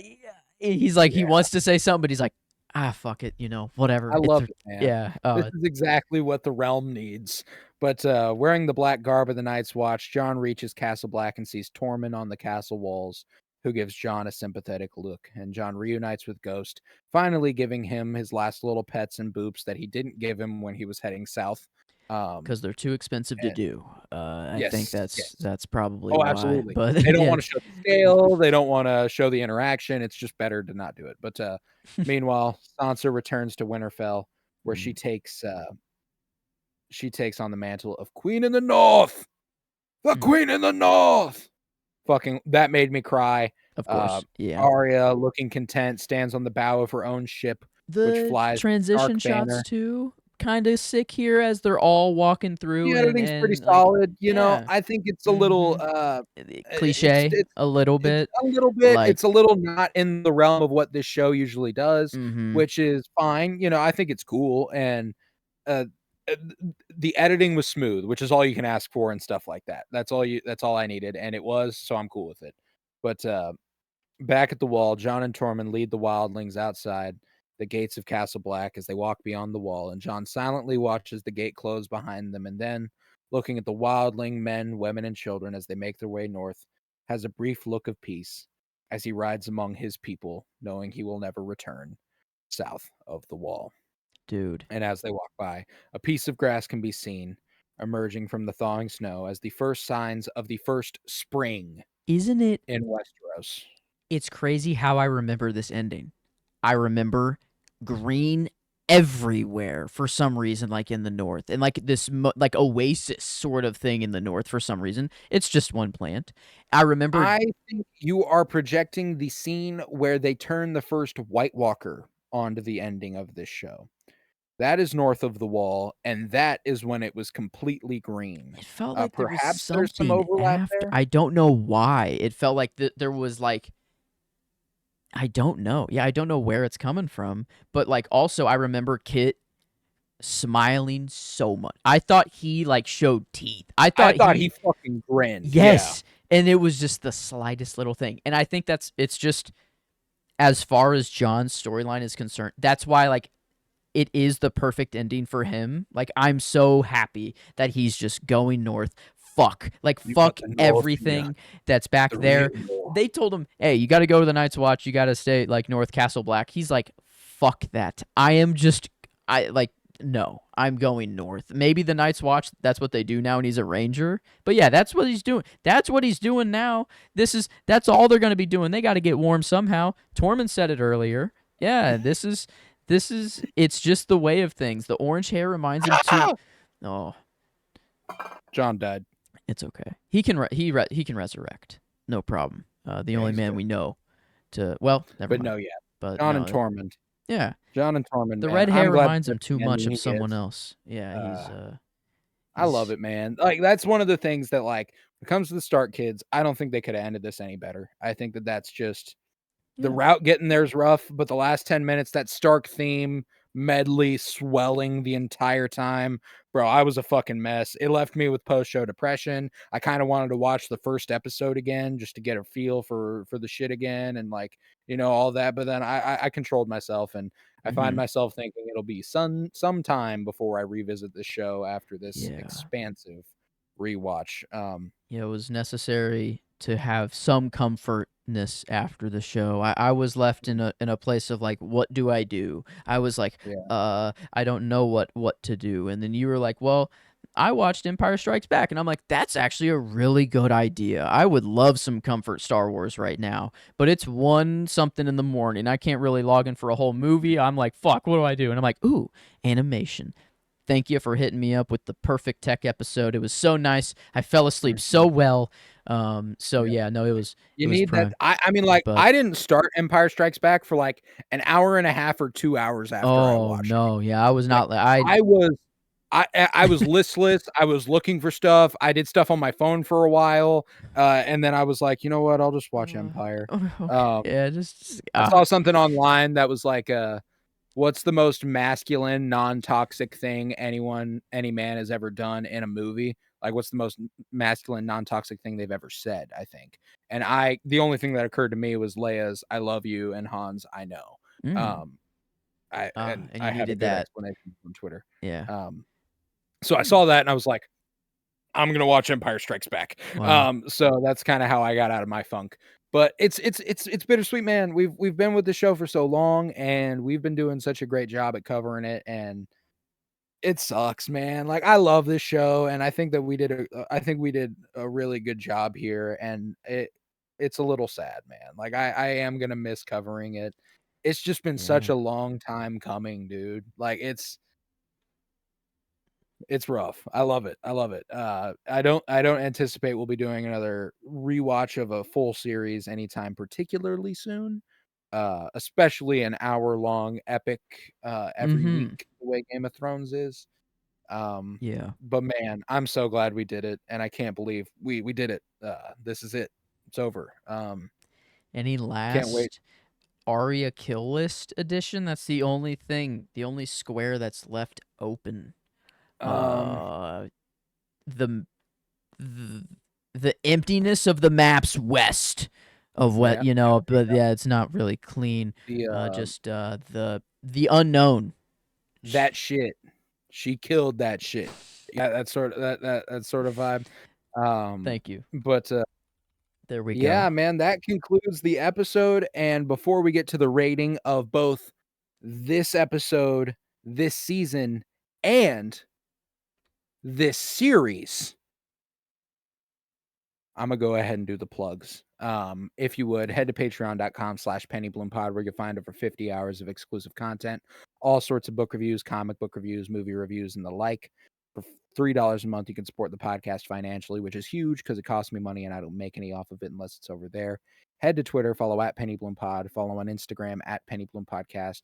Remember to leave a 5-star rate and review wherever you might be listening, and to keep coming back, as on this Wednesday, we will officially conclude Winter is Blooming with our Game of Thrones 5x5. And we've officially nailed down what those top fives will be. They will include the likes of top 5 main characters, top 5 supporting characters, top 5 performances, top 5 duos, and top 5 episodes. And that's going to be a lot of fun. A nice look back at the series and what it's been. And we're going to get a little bit of that here after the plug. We're gonna go back. I'm gonna list every single one of every character that's ever gotten a nod from the bottom up, every performance that ever got a nod from the bottom up. We're gonna do our season's favorites. We're gonna do our season's rating. We're gonna do the series rating. It's gonna be good. So after these plugs, that's what's coming for you. Head to YouTube. You can watch us now. You would have seen all the jokes I made with John and Tormund a second ago if you were watching. You would have seen my whole wink, wink, nudge, nudge thing. I really played that up if you were watching. Um, you can follow on TikTok at Penny Bloom Pod. You can just see us, which is a lot of fun. But yeah, with that, let's get into the rating of this episode. So, on to rating just the finale. We will get to the season, we will get to the series. Just the finale. Mhm. On a scale of 1 to 10, how much are you enjoying it? The last episode we gave, it was a 4. I'm not that low. Didn't Um, make me viscerally angry the way no, that one did. no, I'm not a 4. I don't think I'm a 5. I'm more than a 5, so I'm definitely more than halfway. Then we get into, episode 4 range. That's a 6.5, which was episode 4. And I honestly, can't go that high. I don't think so. I think I am actually feeling better. Like that episode is just better. I don't know. Like I don't know. Just No, I mean, gut like, this feeling. episode just had a lot to deal with. It's dealing with the fallout of the worst episode, Yeah. according to us, you know? Mhm. So it can only do so much. Here's the thing, is that I spend, I mean, an hour and 10 minutes of the hour and 20-minute runtime kinda scratching my head. You know? It's like, I'm not yes, we're upset, here. I'm not angry. It's just the I'm very middle reality. of the road. I Mhm. am very like, 5 is about where I was. The end makes me very happy. So maybe we could bump it a little bit above a 5, Yeah. but I would hesitate to even go as high as a 6. Yeah, I don't 6 is like 5.75 to 5.5 was where I was like Mhm. feeling. That's where my gut took me. It's like, yeah, middle of the Yeah, I'm there. road, no. A little bit more cuz the ending was very nice and I The ending gives it a little push over the edge. Mhm. I'll give it that. Like at least what we are the last memory that I have of of John and Arya and Sansa and Bran, all these people, Tyrion, like And the Tyrion and council. Samuel and Yeah, Brienne and like yeah, like, there's a very, lot of very nice. get very happy. The world is about to become like Daenerys indirectly achieved Broke what the she wheel. wanted. Yeah, she was the direct reason, but not her. I don't know, not the way she thought. Her methods She weren't would do it. Yes. exactly yeah. Mm-hmm. But so I think like a 5.5 maybe I'm cool with that. is kind of I'm where I'm cool with chilling. that. So okay. Yeah, I mean, the ending does a lot of heavy lifting for me here. I mean, without the last 10 minutes, we're looking at maybe as bad as the last episode in terms of how much I enjoy it. But it saves it a lot. It gives Mm-hmm. it a big old bump, and I now in comparison to last episode when it comes to critical rating, I don't know how much better it is. Um, The writing's still pretty bad, dude. Yeah, it's like look nearly as good by any stretch of the they had, imagination. yeah, The some cool performances, shots. there are That's a couple about standouts. all you can say is like Yeah. they had some cool shots. And yeah, every good part of the episode is the emotional resonance that you're feeling for watching the show for 70 however many episodes. Yeah. So or is it What did we give last episode? a 5? Just I would go south of that. I think it's worse than that. like I think my main it kind of goes both enjoyment and critical, but like it's the finale. Like we are in the finale of the whole show and things are Mhm. still like storylines are still developing almost. Like they Yeah. are the end, like the very ends of the storylines, but it's like I don't know. In another season, it would be like 3/4 of the way through a Yeah. storyline, not the end of a storyline, yeah. Mhm. Yeah, it's just we needed more time to breathe, and that's it. We really That speed hurts run the it. end for It sure. hurts it critically and like just Mhm. enjoyment. So I mean, I think that even my favorite scene of the episode, the Stark goodbye, I like it a lot. I really enjoy it, and the performances are really good. It's not written particularly well. It's very, very exposition heavy. It's, "What will you be doing now?" "Well, this is what I'll be doing." "Okay, how about you? Good luck." You know, like, and, like, I enjoy it. I think it's fun, but I don't think I it's wish moving, but there it's could have not been as good. some more one-on-one, like more not just all in a line saying bye one by Mhm. like right after the other. I understand he's being freed and he has to go north now. Nobody else can go visit him in his cell? Yeah, like visit him in a It cell has to be or Tyrion? just have like stagger them. Like have Sansa at like the top of the pier. I don't know. Bran is up in the he says bye to him first because he's in a wheelchair. So he just says bye to Bran first. And then he walks down a little bit some stairs and then he meets Sansa. He has a like just them the others being there watching him say goodbye to Sansa it makes it different, like just the It fact that feels it's not procedural. one-on-one. Like, I don't know. Yeah. I feel like it just hits Everyone's harder. taking their turn. It feels like we have to get through this, we'll get to the next one, we have to get through this, we'll get to the next one, Yeah. like, And then he gets and to so, like yeah. Bran and he's like, "My Your Grace," and it's like, Your I grace. mean, like it's so in character for John. Like it's just hilarious that he kneels and Mhm. fucking, what the fuck, That's dude? Bran. Goddamn. Like, are you kidding? You're whatever. But yeah, I think it's sad, but it is south of middle of the road.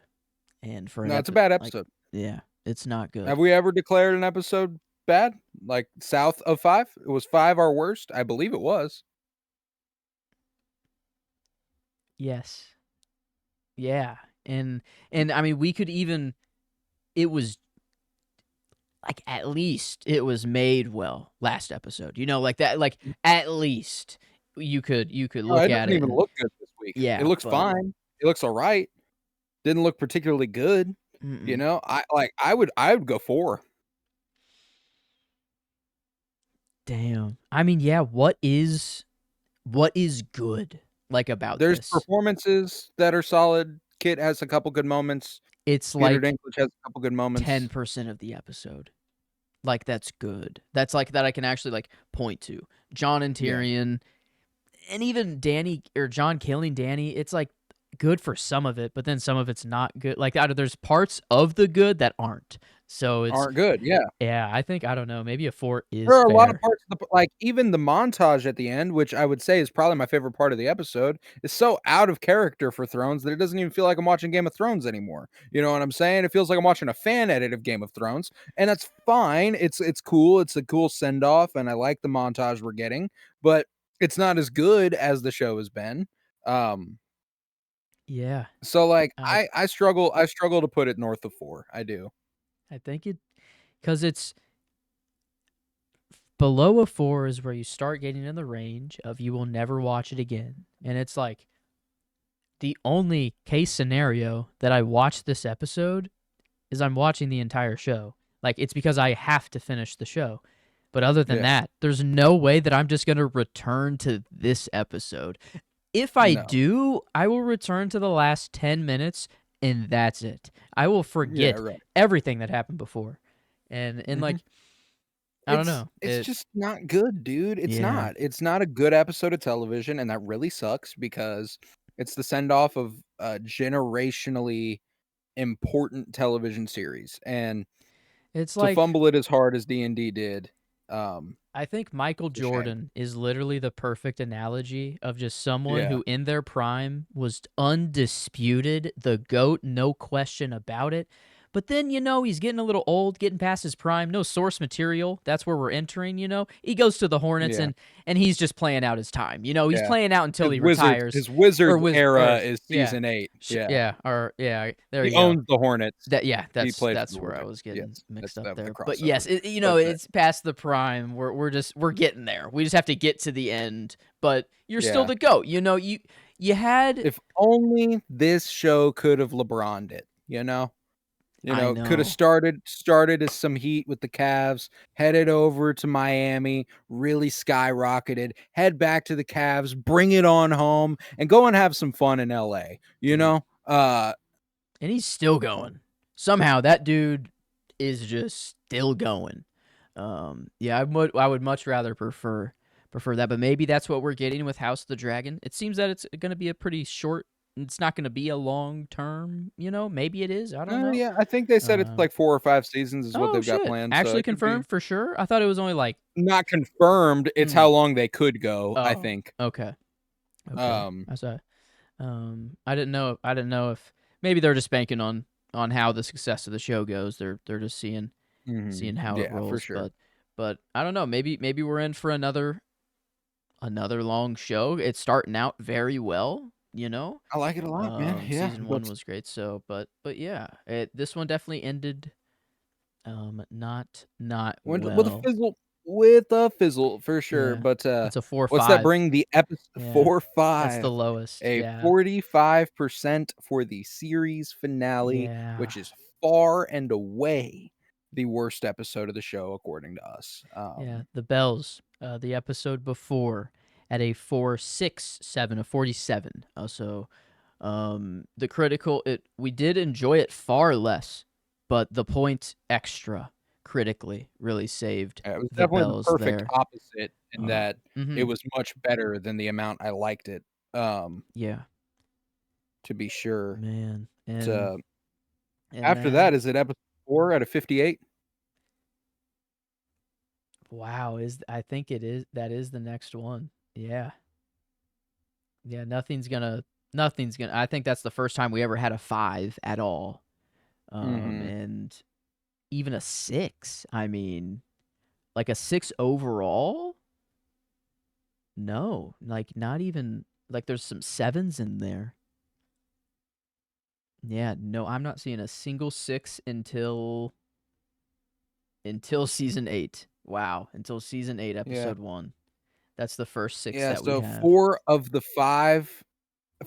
the 6 episodes in season 8 are our bottom 4 episodes of the entire show. Yeah, they got one banger. They. One banger. The They Long got Night. one We'll give real them that.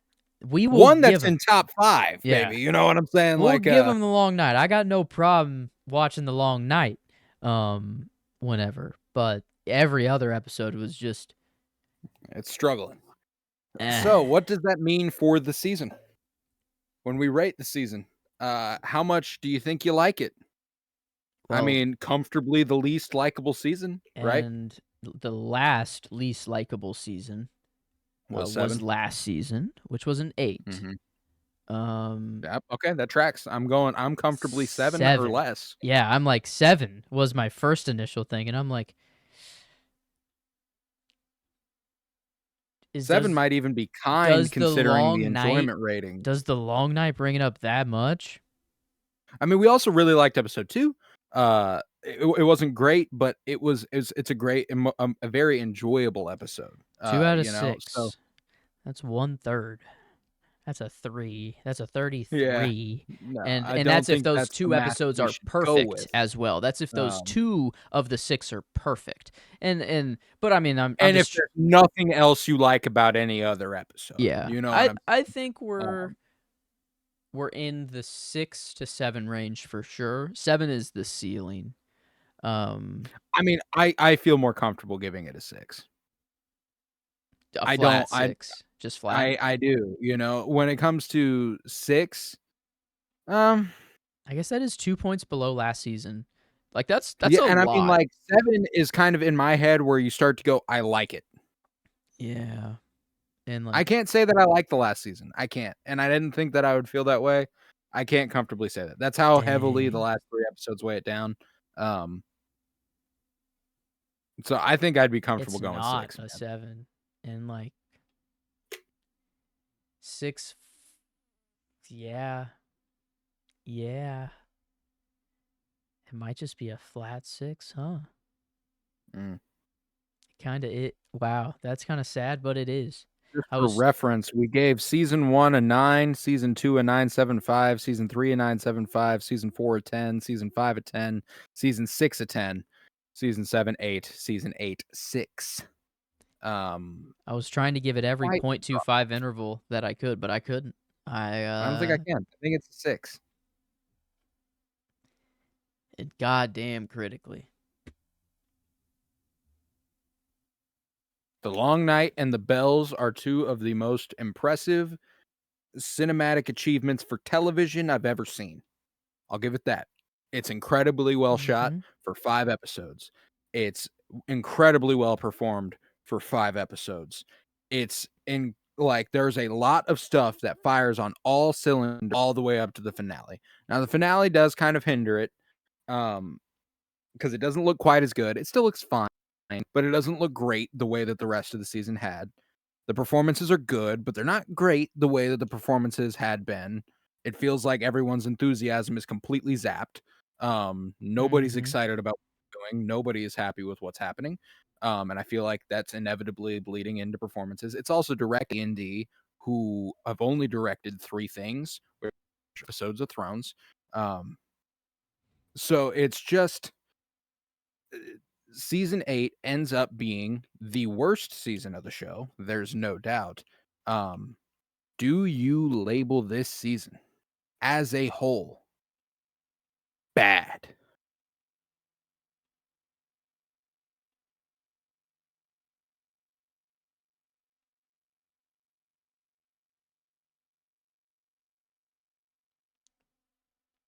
I think it's right there.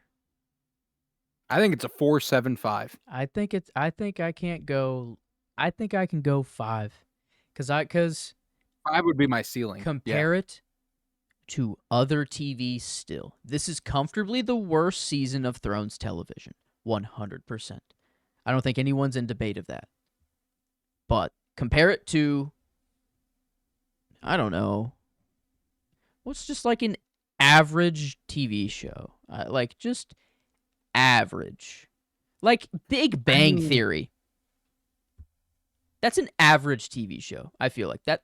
It's not bad. It's not good. It's just TV. It's just, you just turn it on. I'll grant it's more exciting Like, than normal TV, mm-hmm. but it's bad TV with a bigger budget.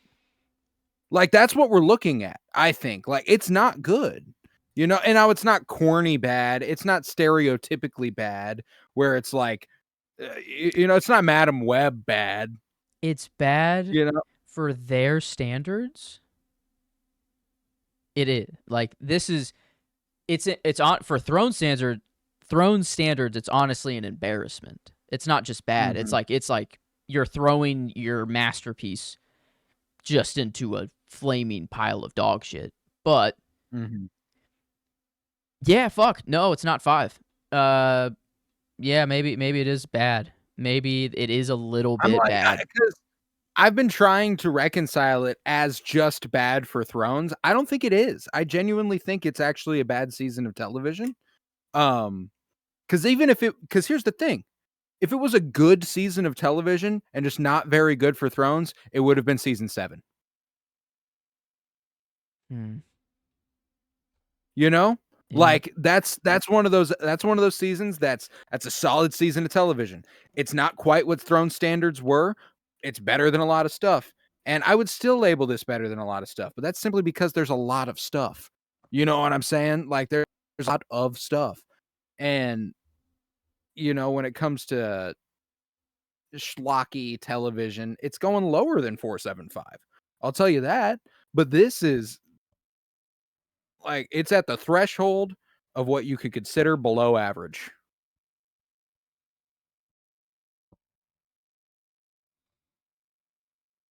There are a lot of people who think we would be nice giving it a 4.75. I think And I think that's fair. I think it actually is. I think it is just a little. The budget helps it a lot. The production value helps it a lot. The Absolutely. just straight up talent of actors that they have helps it a lot. But the writing, just, if it's bad, it makes everything else suffer. Mm-hmm. And I think, yeah, it can't be middle of the road if the writing isn't even there. Like, it has to be. I mean, and that's specifically, I think I talked about this last week. That's specifically for the television medium and this show especially. This was the best written show of all time for a long time.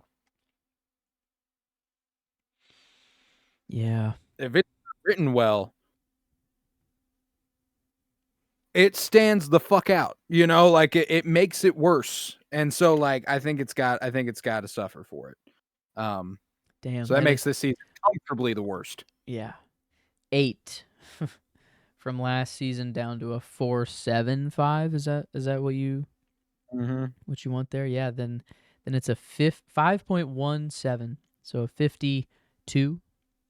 If you want to. So that's the worst season by nearly 30%. Mm-hmm. And that tracks. It's a substantial step down. And what's really sad is it's a substantial step down for the last 3 episodes specifically. Like, and the first episode's not great. There's a tone shift, but it's not terrible. Mm-hmm. The last 3 episodes are straight up bad. Yeah.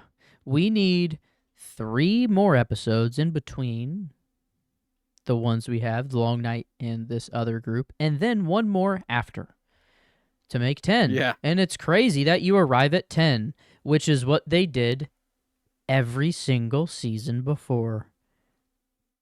Except for 7.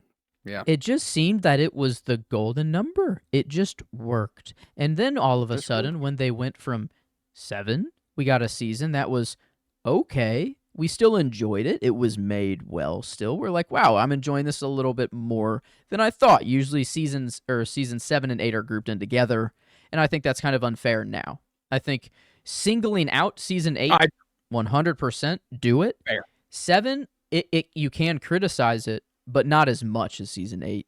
Definitely No. on the comparison to the rest of the seasons, yes, it is open for criticism, but It's No. far season 8. yeah. Let's speak to some of the positives in season 8. What were your favorites of the season? Yeah, I mean, it's tough. I want to spread the love. It's always, can it be anyone other than John for the character for me? And usually that's a no. And this one, I still went with him. I don't know. Even though he that's is crazy. Really. He's fucking awful this season. I don't know. I think his character work is straight up Maybe bad. I guess it's his performance that I'm actually. Kit Harington's really good. Yeah. I just think he's such a non-factor. He's just so in the fucking passenger seat for me that he doesn't progress any storylines. He's letting everyone else drive his narrative. He only does stuff. It's just his presence, like, alone. Like, I think is what I am, like, pulling from, is because, like, he doesn't want this at all. It's just that he still, in the face of all of this, is like, I still don't want this throne. Like, this throne, it interests me so little. Like, I am the clear leader, obviously, for all of you. It just makes sense. He knows this too. Yeah. Like, he has to know. It just makes sense. But I don't know. Like, I think like it's that justification. It's that. I like the idea. Yeah, it's just him existing at all. Like, in him walking off north, that's the show for me. That's the ending. Like, I love Arya. I love Sansa. I love Tyrion. I love all of them. All of their endings made me cry. I'm like, for sure. John's is what's sealing. If I need one ending, I need Jon. Like, that is, I need to know that he's going north of the wall and he's just living. That's all I need. I'm good. I am very, very happy with his ending. So I like. I think that's where I'm going with Jon. You're right. He was a non-factor. He's made to look like an idiot this season. Like, he's, and that, I don't know. But as far as his ending and where I'm left, that's where I'm coming from. I dig that. For Jon. I like that. I like that justification. You've won me over. I can appreciate the choice of Jon there. I went Arya. I think Arya is the fulfillment of her arc this season feels too perfect, beyond just her ending. In fact, her ending is the least, like, it's Sansa becoming in the north, Bran becoming king, Jon heading north, all makes perfect sense. And Arya heading west does make perfect sense. I like that for her, but it's just because she's adventurous. She goes kind of out of left field, though. You're kind of like, shit, like, you're just gonna keep doing it. Yeah, like, it fits her character. And I like that. Yeah, it's surprising. It does fit her character, but it is the least, like, God, I'm so glad you got to do that. Like, Sansa, it's like, fuck yes. Bran, it's like, you know what? Yeah. Jon, it's like, thank fucking God. But Arya, it's kind of like, okay, yeah, sure, keep doing your thing. But just the fulfillment of her characterization, I feel like she gets the most complete and consistent character work this season. Yeah. I mean, she kills the Night King. She kills the Night King. That's pretty huge.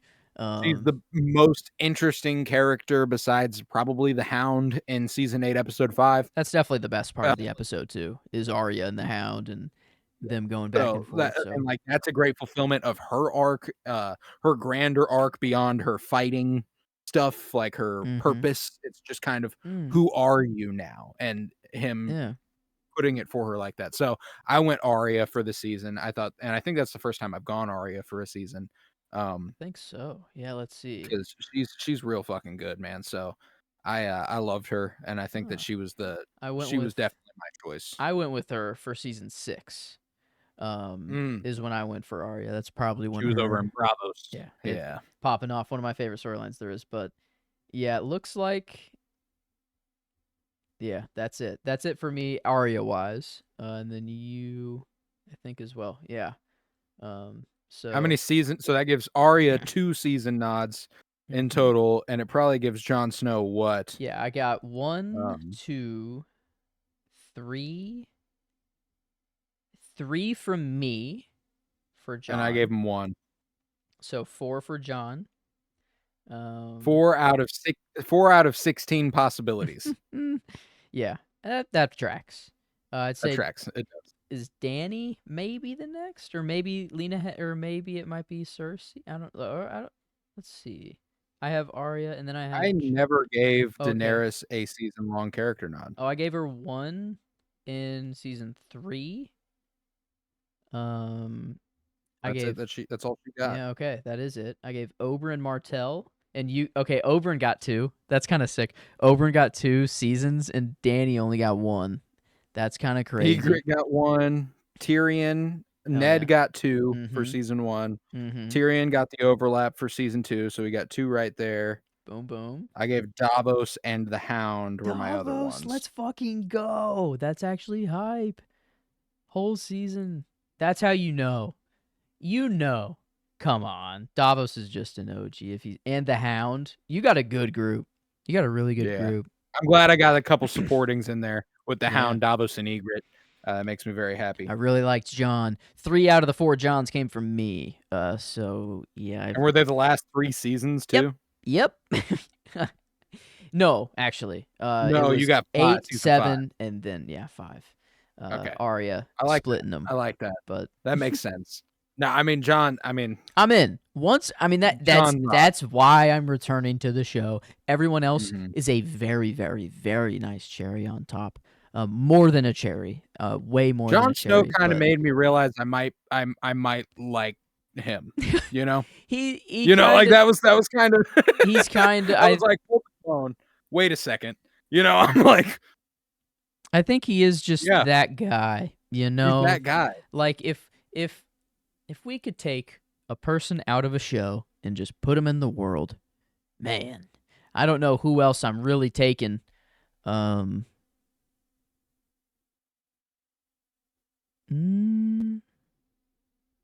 mean, a lot of other dudes in the show exist in some capacity. You know what I'm saying? Like Jon does not exist. Jon feels very singular.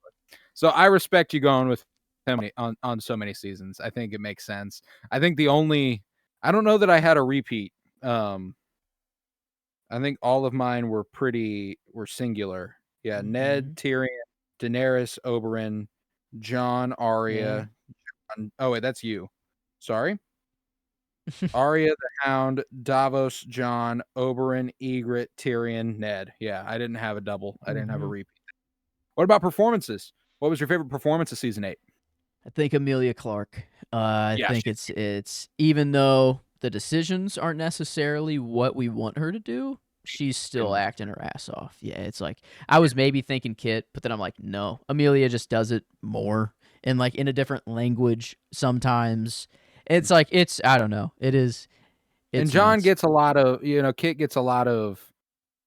Again, he's along for the ride. He is a passenger, and you can say a lot of the same thing for Daenerys for the first few episodes. She's obligated to do things. It isn't till the back half of the season that it's like, you know what, fuck it, and I'm gonna do what I need to do. And when she flips that switch, Emilia Clarke's performance rises to a different level. She's great in the first couple episodes of the season, but just that 4, 6, man, that little lip twitch alone is like she's pulling from something, and I love your reasoning that you get. Like she's pulling from D&D. Like she's imagining D&D the whole time that she is on a green saddle thing. Yep, green saddle surrounded by green screens.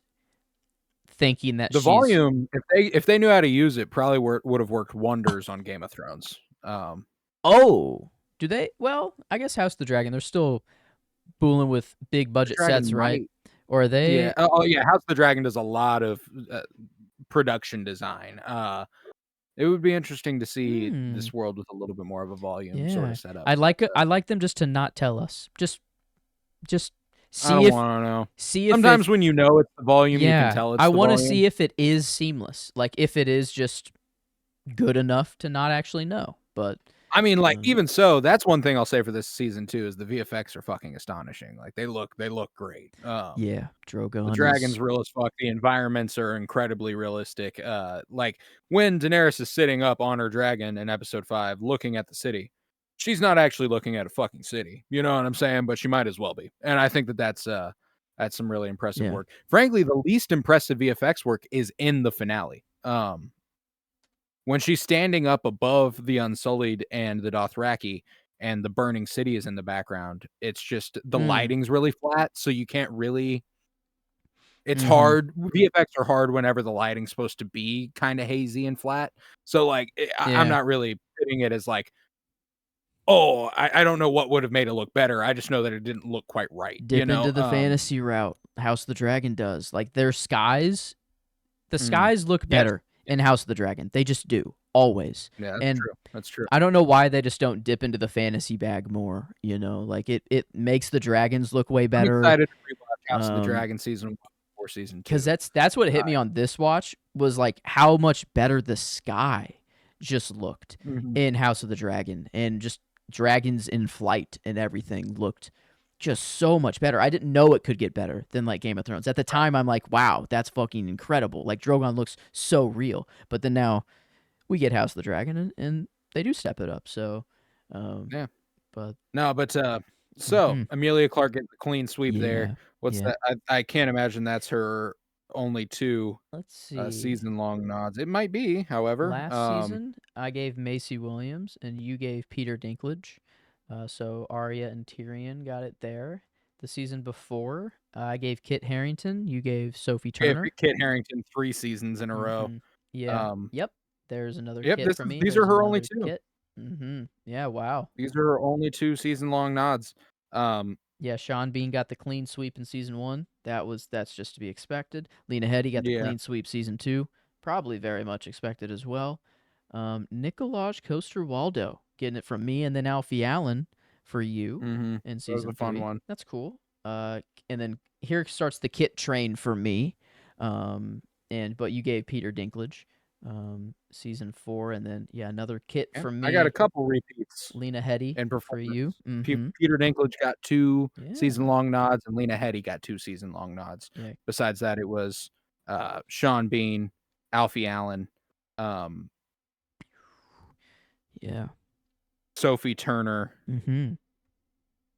and Sean Bean. Good old man, good old Ned. But Lena Sean Headey, Bean, Alfie Allen, Peter Dinklage, another Lena, Peter Dinklage. Oh, and Amelia Sophie Clark. Turner. Yeah. Yeah.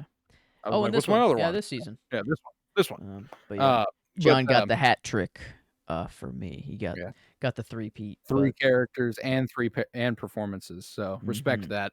Um, but, yeah, what about a favorite scene of the season? How are you feeling there? I went back. I went back to when the season was good and when I was enjoying it very, very much, which was the long night. And I just picked Arya doing the Night King in, making him the whole army go bye bye, is what I That's a put. The good Night King go bye bye, what I put in there.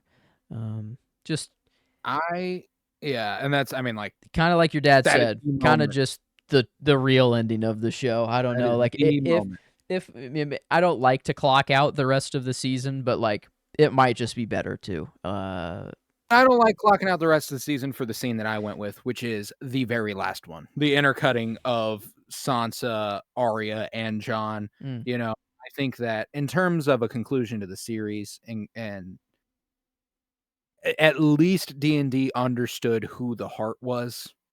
Um, like there's a lot they could have fucked up and they didn't fuck this up. So they fucked up along the way to be sure, but they didn't fuck up the very ending and I it was appreciate good. that. I think that they could have fumbled this real bad and the fact that I'm overwhelmingly happy to the point of tears and wanting to rewatch the first episode so that I can see I them want to see again. their young fit. It's gonna be crazy. Just like Arya is always the craziest to me to see, Yeah, like I Macy mean Williams. Turner. Like, yeah, that's another one. Yeah, true. They all are really young. Like it's Yeah. 10 years earlier almost, Holy like shit. it's Oh a my long time. god. Not timeline-wise in the show, which is funny. Like Wait, what's the show cover? I think it's only like Yeah, I guess I didn't think about this. 5 years. I think it's like 5 or 6 years. Maybe. Hmm. Yeah. I wonder. I bet that's known. You could probably look it up, how long the events of Game of Thrones cover. About 6 to 7 years. So, yeah. Okay. Oh, about a Yeah, year. track Yeah. Oh, a year, a season, almost. Not quite, pretty much. but Yeah, close to it. okay. But yeah, no, it's man, it's spanning. It's a big one. But what about your favorite line of the final season of Game of Thrones? I think we already mentioned it. It came up a Oh yeah, little we before. went over that during the season. Yeah, But to reiterate, we both actually had the yeah. opposites kind of. I went. Love is the death of duty, Mhm. and you went. Yeah. Sometimes duty is the death of love. Yeah, I guess yours is Jon Snow and Maester Aemond. Yes. And then I just got Tyrion. Which I love that Tyrion's like, you just come up with that like right now on your own, and then he actually did just come up with. But it's another touche line. It is just literally flipping it, so like he really didn't, But I digress. Was a nice little. Like, Just, I like that, mhm. and I like that scene. It's generally good. It's generally appealing. There's a lot I have problems with, but Oh, hey, how about the series? Let's rate it. That'll be the final thing. We're rating the entire show here, and Oh I think shit! that Oh fuck! comfortably, I can declare the entire series, even in spite of its ending, enjoyment-wise, a 10. I hesitate to call any other show my favorite show of all time. Mhm. I love The Sopranos, for completely different reasons, um, but it just doesn't bring me joy, and I Fantasy was really not just brings it up a obsessed level, with it. doesn't it? Like, It does. It's the production, like, it's the whole thing. It's a hmm, whole different game here. So, I mean, even with the ending, I would not hesitate to call it a 10 enjoyment.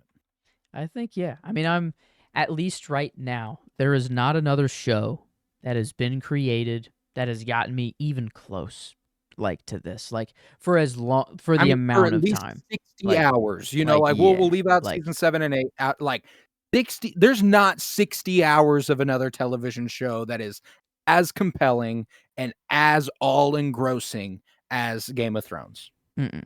No, yeah. I mean, it was like when I started watching the show. I've never. It was the first show that I ever was like, I need the books. Mhm.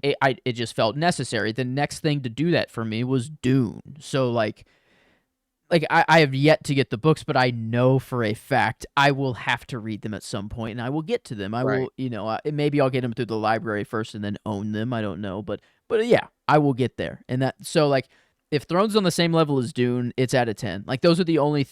That's a movie thing. The movie experience I've had in my life that is at the top, and I can't really put anything above. And the TV experience that I can say I watched as it came out, an experience that is Mhm. nothing has ever beaten it, is Thrones, and Mm. until then it'll have to be the 10. So I mean, Yeah, it is the gold standard, I guess. it is. Um, It is, man.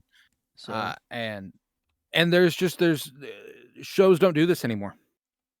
mm, We won't get another 8 season, 10 episode per season, hour-long episode epic of a story. mm-mm. And if we do, it won't be this good. There's no chance we get something on this level ever again. And if we do, I invite it. I just don't think it's gonna happen. I mean, I don't think it's gonna happen. House of the Dragon has begun. Like we are in a new era. It is only one season. It is early. It is very For early, me, but and this is old head of me to a degree. it can't be better than the It OG. can't be Like, better. It won't be better. And but what if Right? I said MJ is kind of the perfect analogy for Thrones. What if House of the Dragon LeBron's it? What if they do? What if they come into the It game could. and It they could. make 10 seasons? They fucking come in for 10 seasons banging. I think that the limited scope of just Targaryens can't. It's the fact that we are getting all of it in Imagine Game of Thrones. we're 300 years before. They just keep going until Robert's Rebellion. That's the finale. They just keep going until they fill in the entire history until Game of Thrones. It's the And entire prequel. Then maybe. However, they won't. I guess that's a big ask. I am asking for literally the entire 185 years of history. Yeah.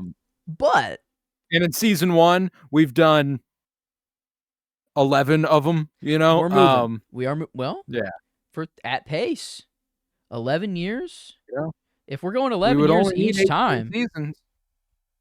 I mean, so we actually got to speed up a little bit. Yeah, we do. We need to go. I don't know. No, but time jumps, boring periods. Maybe the history isn't fully exciting. But no, I think that it. I don't want to dismiss it wholeheartedly. It has a chance to be as good as Game of Thrones. I just think that. I mean, Fire and Blood, the book, isn't the same as A Song of Ice and Fire. Yeah, that's true. The series, but we don't have D&D as well. It's not D&D. So who is it actually? I is it someone? Miguel Sapochnik was originally a showrunner for it, the director of season 8, episode 3, and episode 5, and Battle of the Bastards, and all the big ones. I think he exited the show, but Ryan Condal is kind of the main showrunner. He's he hasn't done anything crazy good aside from it, but yeah.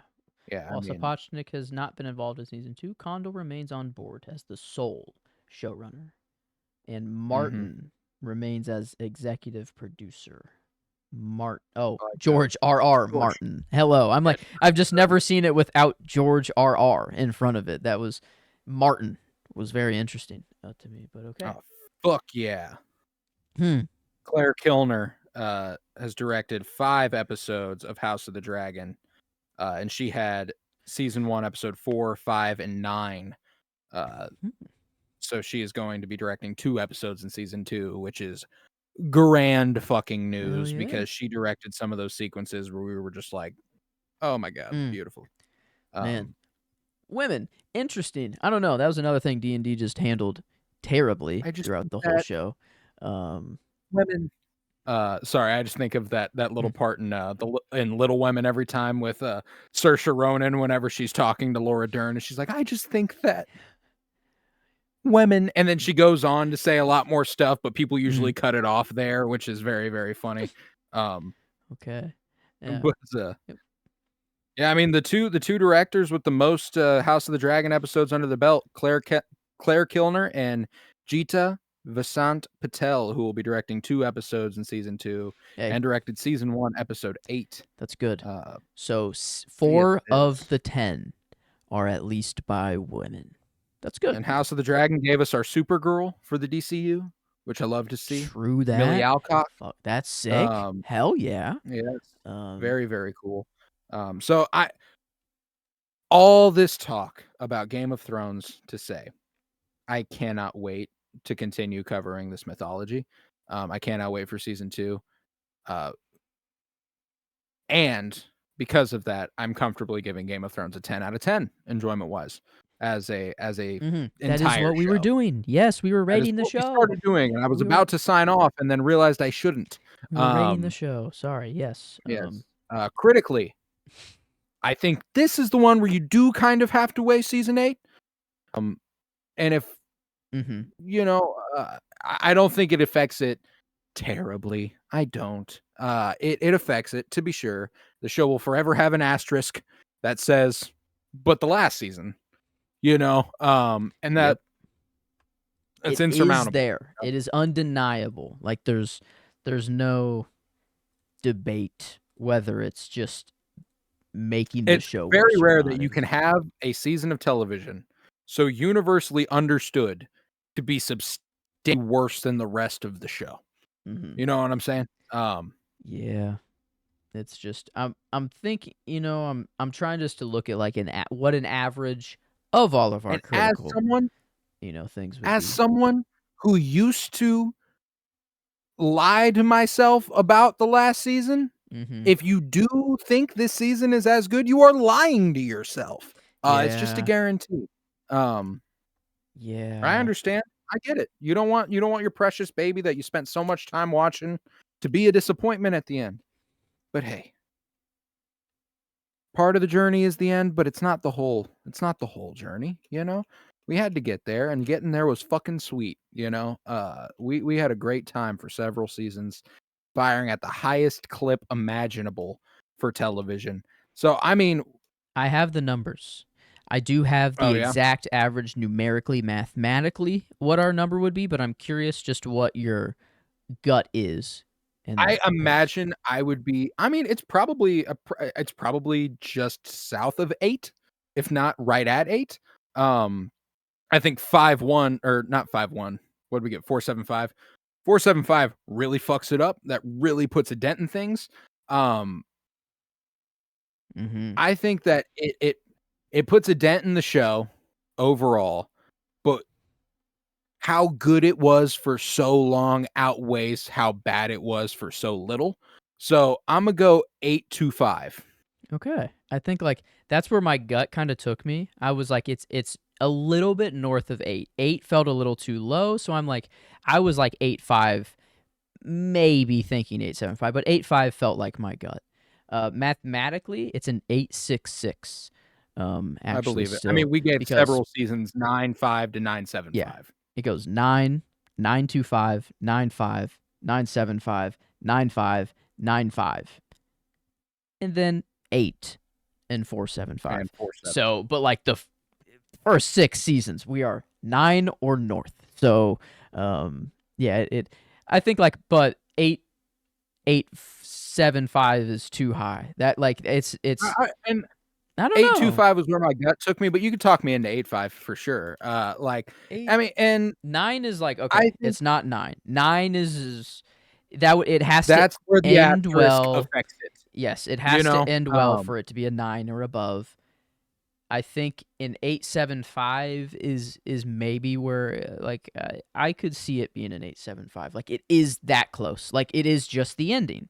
With a good Mhm. ending, it would be 9 or north, maybe. With the good ending, we're Um, looking at a 9.5 or north, yeah. that's So how much the ending affects it, you so know what maybe I'm a whole saying? point, like Um, 8.5. Like maybe it I is think a it could whole. have been Is it a whole it could point? have been I think so. I think so. Because here's the thing, when it comes to the average will end up bringing it to Mm, about the point we're thinking about, um, which I do agree with, uh, but critically, I think it has to be dinged for the last season. Like, the last season is that we're talking about 4.75 out of 10, bro. Like, that's it's true. not like it was just okay. It's not like it was just a 6. We went actively bad with it, and when you have Yeah. an actively bad season, it has to factor in, and frankly, 8.5 might not be enough of factoring in, but I think that the first 6 seasons are just that good that it Mhm. outweighs it that much. That's Yeah. where my head's at. Does shake it out to a 9 overall with the 10, I a think it's a 9 9 out of flat, 10. and that's about as perfect as you can get for me. It's I'd say that's the ceiling for it with the ending. That is the best that you can get that show is a 90%. It's an A, yes, but it's the lowest A you can possibly give. It is like it is just scratching that surface of becoming Mhm. perfect. Yeah. But okay. So yeah, I think I do like that. And mathematically that actually is it's the closest. It's either going to be an 8.5 or an 8.75 mathematically if we're going with our Mhm. system, and I think it actually does make sense. I think it does. I Mhm. think it does. And I I've had such a great time covering the show, and I'm it's a bittersweet thing to say goodbye to Winter is Blooming, this show we've been doing for a year and a half because I mean, I fucking love it, man. I've never felt emotional to conclude a series we do. You know, the 52-year journey through film was the closest I got to Yeah. That's a feeling year, something like this. you know? It's like Um, it is like this a is whole even year, longer but than that, and it's one show. It's one set of we were characters. It is spending one time with story. these Um, people. I mean, like, and yeah. it's affecting, like there will forever be a thing with this that anytime I revisit Game of Thrones ever in the future, and now that I have them on Blu-ray, I can do that ad infinitum. I don't need HBO. So if they ever decide to be fucking insane, I'm safe. Um, but there will be a time in 20 fucking years I'm watching Game of Thrones, and I will be so happy to remember that we did this at one point. Ask me in You know what 10 I'm years saying? how I feel about Game of Thrones, you know? Yeah, Let's see. exactly, Let's see in exactly. 10 years how I feel about I And even fresh guarantee I'm off the watching it finale, in here's less than 10 years. There's no shot I do I'm taking 10 years to watch the show again. No fucking way. I mean, But, uh um, well, now I'm interested if I like what an accelerated rewatch would feel like. I'm like, now that we have spent a year and a half with it, what would my next 2-month viewing of it feel like? well, I know how I'm spending my next 2 months, then I Yeah, get exactly, yeah, exactly. I don't think this soon. I Uh, will let it breathe for a little bit, you know. I'll let the moment kind of breathe yeah, and we'll get on to some new maybe after House of the Dragon season 2 concludes. I'll it'll just be a be little too bit. it'll be too Yeah, hard yeah, not to go back. maybe, season 2 of House of the Dragon concludes, and we're like, "Wait a second. Let's do it again. Did we give Game of Thrones a fair shake? I Let's don't run it think we back," did. I think we're better TV watchers now, so I think we could do it better than we did before. Well, that's what's crazy too, is that the journey we've gone on with the show, like I said, we were in the midst of the 52-year journey through film when we Mm, started it. Um, okay, yeah. I know I know we're better at watching stuff now than we were then. Because I think about some of our 52-year journey through film takes, and I'm like, "Oh, I disagree with that wholeheartedly now." And that's early 52-year journey through film. It's mostly 70s movies that I feel that way about. Mm, Um, but yeah, it's I like I don't know. I used to just be just superhero guy. yeah. That's all I No, but cared like about, that's you know? Now it's like that's all I thought that was cinema, you know? Like mm. Endgame was my We've come a cinema. long way. Yeah. We've come a long way, and that was Mhm. that was very formative, and I think that this project and this dedication we've stuck to with it is has also been very formative, and, thank you to everybody listening. If you have been listening to Yeah. Winter is Blooming since day 1, holy fuck, man. Thank you so much. That's such a Like that's I DM mean, me or something. I don't know. I'll like yeah, I fucking will hit us up, man. like I wanna give you a shout out I'll like or send hit somebody this Jon Snow, the guy that's been in my yeah. corner. He's not in the corner now. It kind of sucks. Mhm. But Oh, yeah, but yeah. he's yeah, I if new. you've been keeping up on the video, Yeah. you'll know that Jon Snow used to pop up in the corner of Joseph's Mhm. screen here, but, yeah, I'll send you something. I don't know, we can work it out. I don't know. At least a thank you. Like Yeah, I'd like well, to at least just a yeah, thank I you don't know. card. I Um, wanna hit you up. I wanna man. talk to you. That's so real of you. You're so dope, but, thank you to anybody who made it through this episode. We're going on 4 hours, so I know that this is a behemoth, and I appreciate your effort and your willingness to listen to us ramble about Game of Thrones. And yeah, man, we'll be back to conclude Winter is Blooming officially. I don't think there is anything else we could technically throw under the Winter is Blooming banner. We're probably just going to retire it permanently after this Wednesday for the Game of Thrones 5 by Yeah, 5. that's We've it. got Fire and Bloom. I think we're going to come up with a nice, fancy, fun nickname for any Thrones thing we cover from here on in. Winter is Blooming is reserved for the actual show of Game of Thrones. Oh So yeah. I think that's fair. Winter was But coming yeah, and it Game of Thrones, ended. You know, it was we gone, over. Yeah, we so gone. mhm. We're heading on to spring, baby. But yeah, this Wednesday, the 5 by 5 top 5 main characters, supporting characters, duos, performances, and episodes. And that's a lot of fun. Kind of bending the rules for our typical 5 by 5s there. Mhm. We've done a lot of Had them, to. but that's Yeah. that's coming this Wednesday. Um, and But regardless, it'll be 5. It'll always be 5s. We're neat about that. We're never gonna expand it. You know, that's not neat. That doesn't work. But yeah, with that, we will conclude the final episode of Winter is Blooming. I was Colton Robertson, and I was joined by Joseph George. Thank you very much, homie. Oh, thank you for having me. It is always and has always been a pleasure to be here. And it was always a pleasure to have you. And remember, peace, love, and bloom. And now our watch has ended.